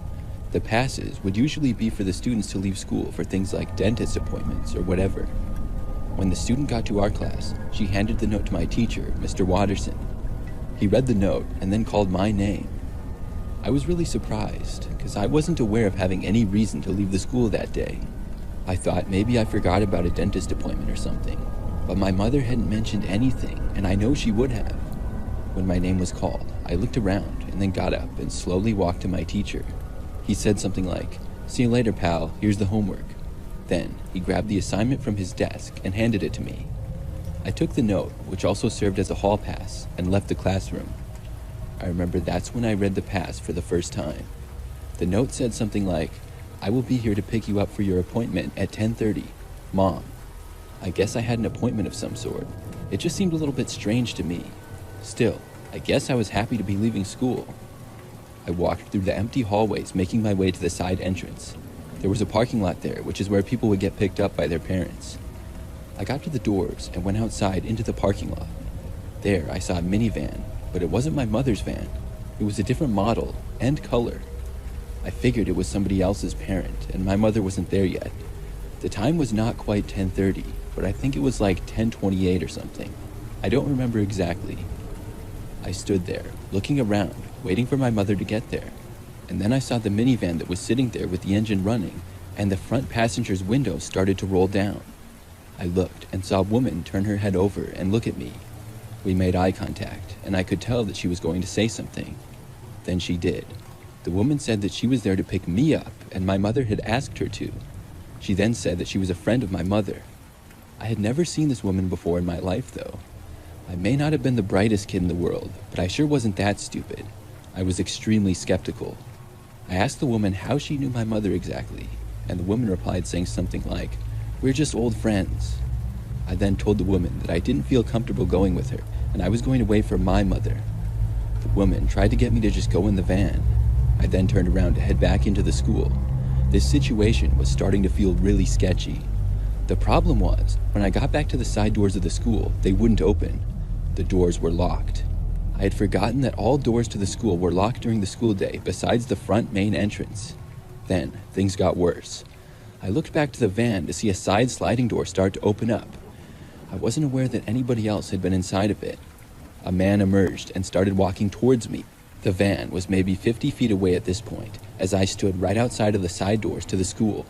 I felt like my only option was to run away. I turned and ran around to the front side of the school. I didn't bother to look back at all to see if I would be chased. Back then, I could run pretty fast, and luckily, I made it around to the front end of the school pretty quickly. I kept running until I got to the front doors, and then I walked inside. When you first got inside the front doors at the school, there was a little window where a woman sat during the school day. She would ask you who you were, and you had to show her your student ID or whatever.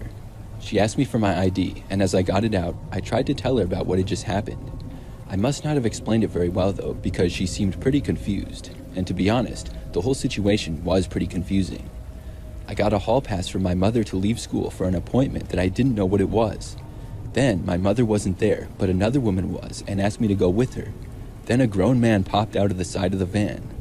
Believe me, I was just as confused as she was. After confirming my school ID, the woman at the window wrote me a pass to go back to my history class, and I was on my way. I walked through the empty hallways of the school, back to class. This was just about 15 minutes after I had originally left. When I walked back in, my teacher was speaking and there was a video that was paused on the board. I remember it was super awkward walking into the middle of class. Everybody was staring at me. They, as well as the teacher, were probably all really confused seeing me return soon after I had left. "Back so soon?" Mr. Watterson said. I just said, "Yeah, there was confusion and I didn't have to leave." I then sat back down at my desk, and the lesson continued. Class only went on for about another 10 minutes after that, and then we were let out. My next period was English. This class was always pretty boring to me for some reason, but it was also fairly easy. I had Miss Gallo as my teacher, who was very nice. I got to class, and the day started like any other. But during this class, probably 20 minutes in, Miss Gallo got a phone call at her desk. She paused the lesson and answered it. When she hung up the phone, she told us that we were going into a lockdown, and she made it clear that this was not a drill. She seemed fairly concerned, and we all had to leave our desks and sit on the ground in the back of the classroom. We had no idea what it was about, and I truly had no clue either. I wasn't able to connect the dots for some reason. The lockdown went on for a good 30 minutes. Everybody was really quiet, and most people didn't say anything. Eventually, there was another phone call. Miss Gallo went over and answered it, and returned to inform us that the lockdown had been lifted. We were all relieved, and we finished up class, which didn't last too much longer. There was still another hour of school left at that point. By the time the school day was over, though, the word had spread, and I had found out what the lockdown was for. A man had walked into the school and completely surpassed the woman at the window asking for credentials. She asked him to stop, but he just blew past her without saying a word and walked into the school. He then disappeared into the hallways, and she had to call the office, who made the decision to lock down the school until the individual was found and identified. Unfortunately, he hid. It took about 30 minutes to find him, and the police had to be called. They found him hiding in the bathrooms that were right by my locker. And the craziest part was that it was the same man who had come out of the minivan that had tried to pick me up. This story remains one of the craziest things to ever happen to me. The woman and the man must have somehow created the note for me and tried to get me to leave the school. Who they were and how they found me, I truly have no idea. It really freaks me out to think about that part. Luckily, nothing like that happened again.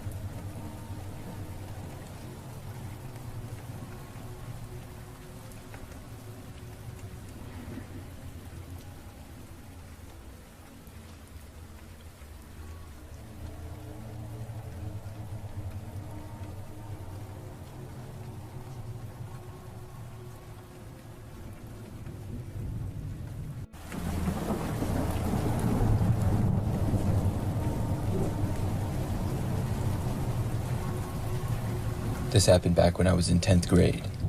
I went to a high school that I would describe as pretty average. For the most part, nothing that interesting or exciting happened on a daily basis. Back then, I would ride the bus to and from school every day from my house, which was about 10 minutes away.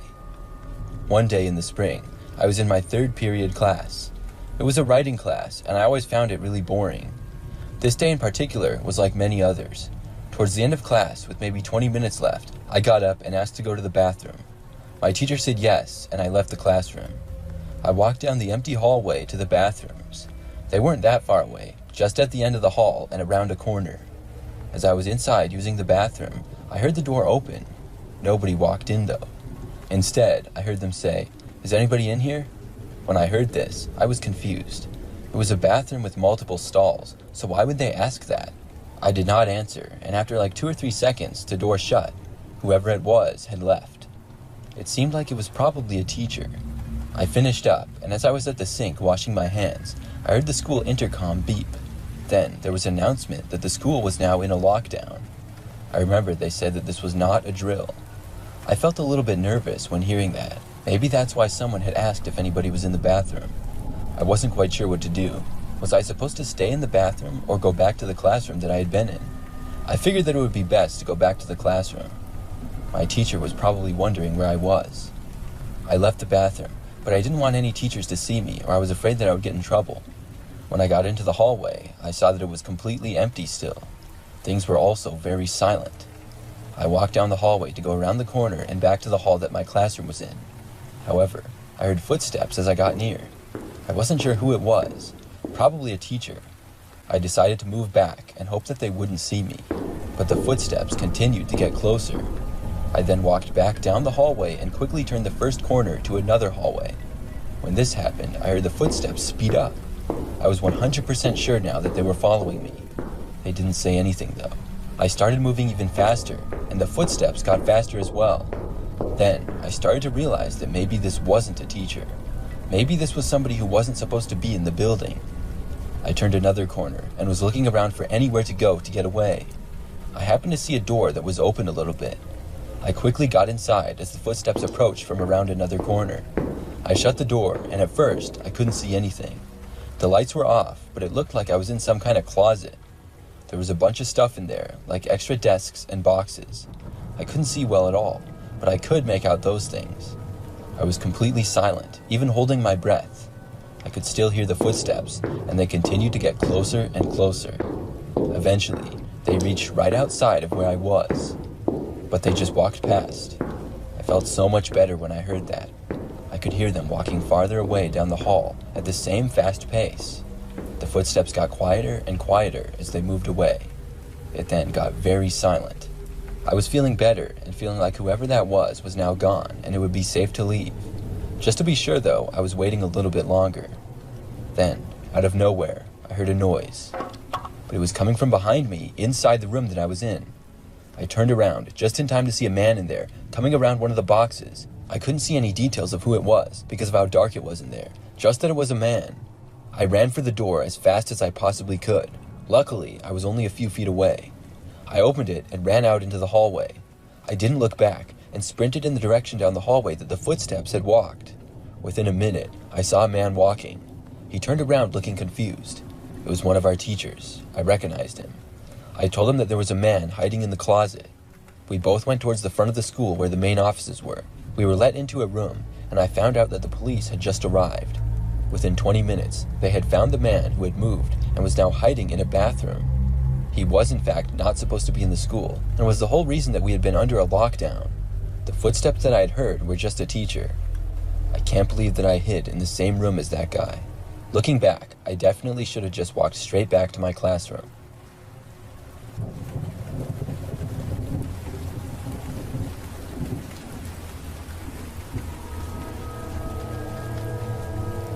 I'm a high school teacher.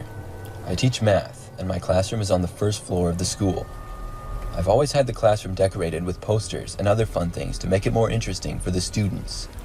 I love teaching and helping kids learn math, which can be a difficult subject for many. The time of this story was last year, during the 5th period of the day. I did not teach a class during that period, and was using it to grade assignments, which sometimes took quite a while. It was a warm and sunny day, and about 15 minutes into that period, I found out that the school was being locked down. I did what we were instructed to do, which was to lock the doors of our classroom and turn the lights out. I already had the blinds closed to my classroom because the sun had been shining in and getting in my eyes. I was wondering why exactly we were under a lockdown, and I hadn't been given a reason. Still, I hoped that everybody was okay. Things were very quiet. I didn't hear or see anything unusual for a good 10 minutes. I was sitting at my desk in the corner of the room. Then, I heard something. There appeared to be a shadow of somebody walking right outside my classroom window. I had a set of windows that ran all the way along the back side of my classroom. It led to a part of the side of the school. Immediately outside of it was a grassy area with a few trees and a long line of bushes. I had never seen anybody walking right alongside the building like that. There was a sidewalk that was much farther away.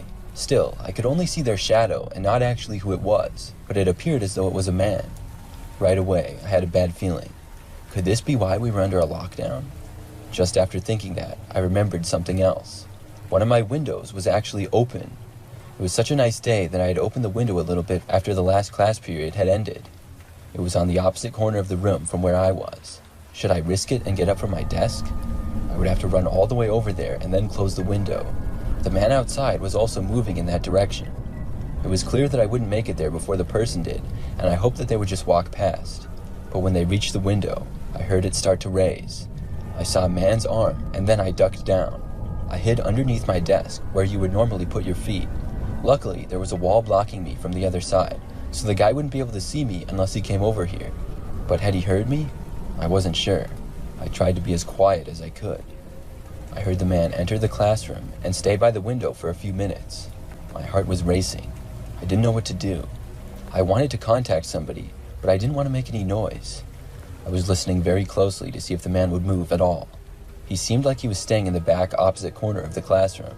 This went on for several minutes. I barely moved at all. Occasionally, I would hear slight movements from the man, but he never changed locations. I was pretty close to my classroom door, and I got the idea to leave. At first, it seemed like a crazy idea to me, but as time went on, I really wanted to leave the classroom. I decided that I was just going to go for it.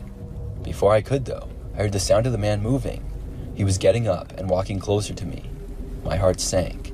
I felt like I had missed my opportunity to leave. I should have got up and ran for the door sooner. I just hoped that the man did not know that I was in here with him, and also that he wouldn't look behind my desk. His footsteps got closer.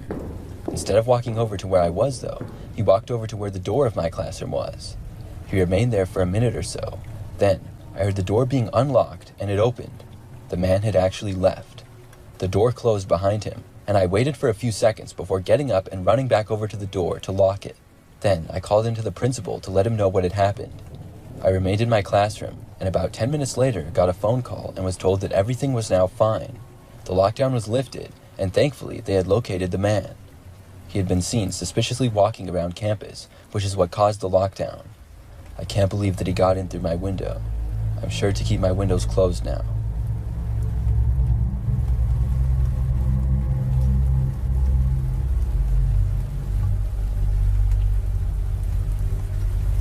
This story happened when I had to go to Saturday school. I guess that Saturday school was sort of like detention. I was in high school, and I think that I was a junior. The way I got detention was that I forgot to return several of my school books. We were given books from the library that we needed for certain classes. When the semester was almost over, we were supposed to return the books on our own. However, I forgot, and I actually lost one of the books in my house. Eventually, I found it, and I returned all of my overdue books. But I still had to go to Saturday school. It really wasn't that bad, and pretty much just like study hall. It was just one classroom, which was one of the language arts classrooms. The teacher just sat at his desk and made sure that we all behaved. Occasionally, he let us know what time it was and could answer some questions or help us with problems if he could. I remember that the teacher was Mr. Sanders. He was a nice guy and overall pretty reasonable. I remember that my mom dropped me off at the school just before 8 a.m. on Saturday morning. Saturday school started at 8 and went until 12, but not everyone had to be there the whole time. I only had to be there for 2 hours, so I would get to leave by 10. I know that depending on what some of the kids did to get Saturday school, they might have to write papers or something like that. Other kids just had to work on their own individual homework or just study. I had to write a short paper on what I learned from not returning my books on time. I also brought a little bit of homework to do for another class. When I got there was only 4 other students. I recognized 2 of them, and the other 2 I didn't, and they were not in my grade. The ones I recognized were both pretty much troublemakers, kids who would skip class a lot or not turn stuff in. I felt sort of out of place because I was normally a really good student.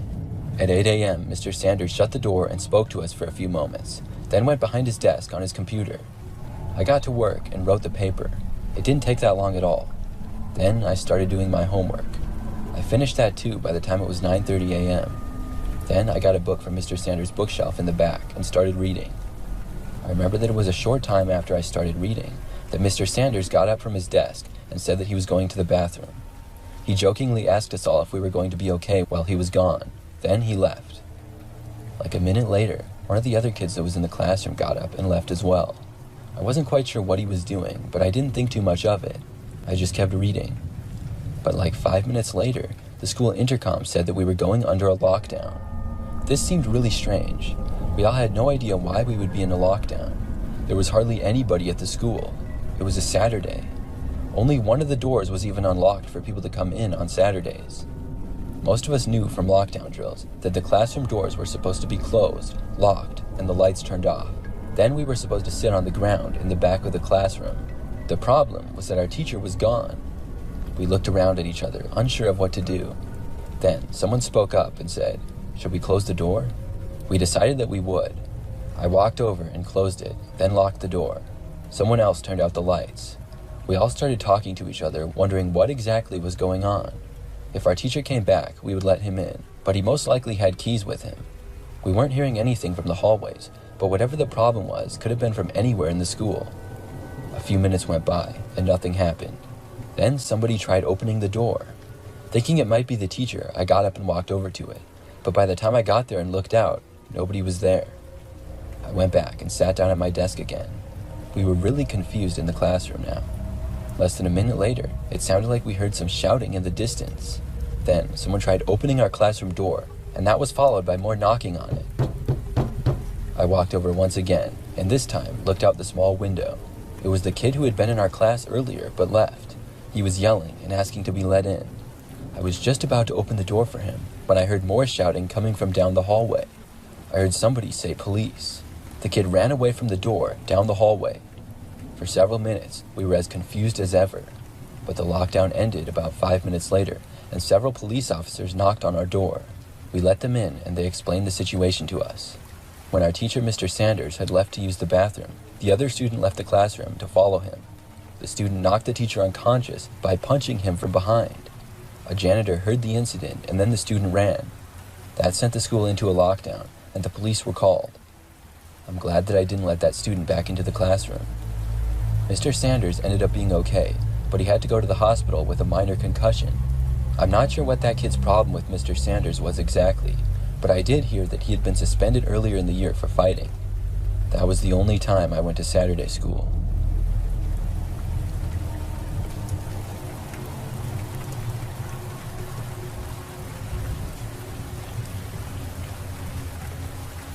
My name is Mia, and this happened when I was in high school. It was my junior year, and I had just recently gotten my driver's license. I passed my driving test in the middle of the semester, and I had a car from my parents that I could drive. To park in the main school parking lot, you had to have a parking pass, and you had to buy them ahead of time, so I couldn't do that. Instead, I had to park in the lower lot, which was a little bit farther of a walk to the school. After you parked, you had to walk down a path that went by the baseball fields on one side and woods on the other. Then you would pass the football field and get to one of the main parking lots. I didn't mind this because I was just happy not to be riding the bus anymore, and I could drive myself. I remember that at this point in the school year, I would get to school when the sun was just starting to rise. On about the second day that I'd parked in lower lot, I was walking up to school and I saw this guy in the woods. He was standing like 3 or 4 feet in. At first, I thought maybe it was another student. It was still kind of dark out and I couldn't see really well. When I got closer though, I saw how it definitely was not a student, and this seemed to be a grown man, much older than high school age. He kind of looked over when I passed, and I looked away when I got closer to avoid a weird interaction. I walked to school and didn't think too much of it. But after school that day, I walked back to my car and saw the guy in the woods again. I had forgotten about him, but when I saw him again, I remembered. It was really strange to me. Why was he in the woods, and who was he? I left school and drove home. For a few days, everything was normal, and I didn't notice anything out of the ordinary. I didn't see the guy at all. But then, on another morning, I was walking up the path and heard footsteps behind me. I didn't remember another student parking near me when I got out, so I looked back. I saw a grown man walking about 50 feet back, looking down at the ground. I couldn't tell for sure if it was the same man who had been standing in the woods before. I didn't get a good look at him either time, but this was most likely the case. Who else could it be? I looked back to where I was going, and I kept walking to my school. After that, I didn't see the man for the rest of the day. But the very next day, I saw him again. It was when I was leaving the school this time. By now, I was beginning to wonder why this man was hanging out around the school all the time. I knew he didn't work at the school, and it was really suspicious. This time, I saw him as I was almost down at the parking lot. He was standing there on the other side of the path, not by the woods this time.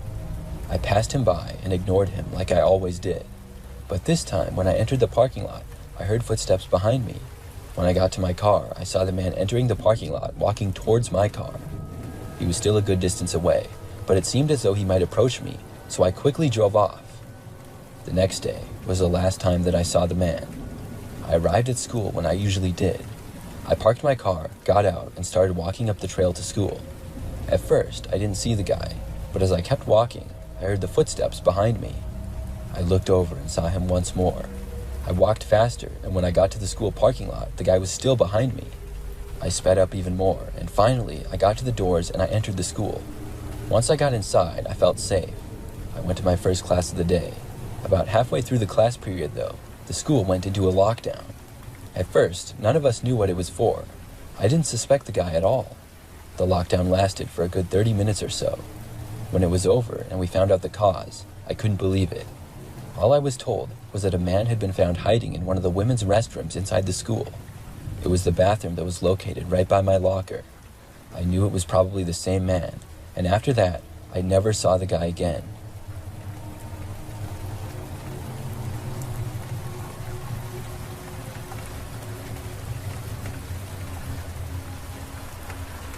This story took place about 5 years ago. It was my senior year of high school, and I was working on a big test. It was for a science class, which was tough for me, but I studied hard for it.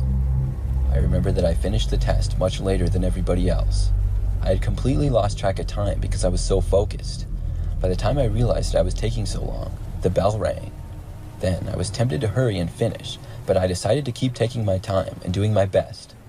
I knew that it wouldn't be a big deal, and I would not get in trouble for being late to my next class. I finished the test, and my teacher gave me a pass to get to the next class of the day. When I left the class, the hallways were completely quiet and empty. It felt kind of weird. I walked the hallways to get to my next class, but only about a minute later, as I was still in the hallways, I suddenly heard an announcement that the school was being locked down. I started walking faster so that I could get to my class. I had no idea why there was a lockdown, but I knew that I didn't want to be in the hallways. When I turned a corner to another hallway, I suddenly saw a man standing in the middle of it. But it wasn't a teacher or employee of the school. I could just tell. This man had long, messy hair and was wearing clothes that appeared old and kind of dirty. I knew immediately that I needed to avoid him, but I would have to walk past him to get to my class.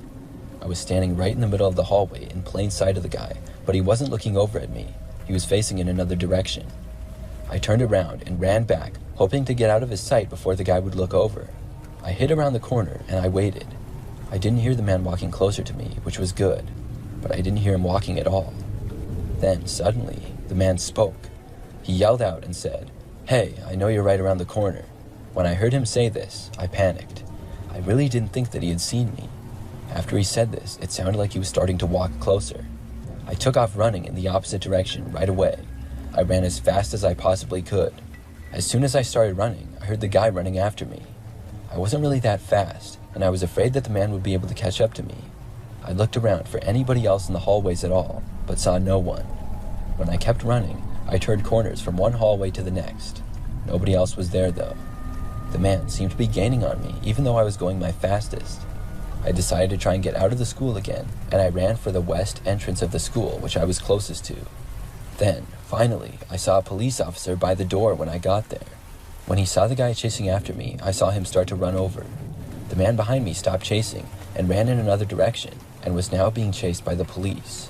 I stayed by the door, and the man was caught several minutes later. The lockdown ended shortly after that. I really don't know who the guy was or what he was doing inside of the school.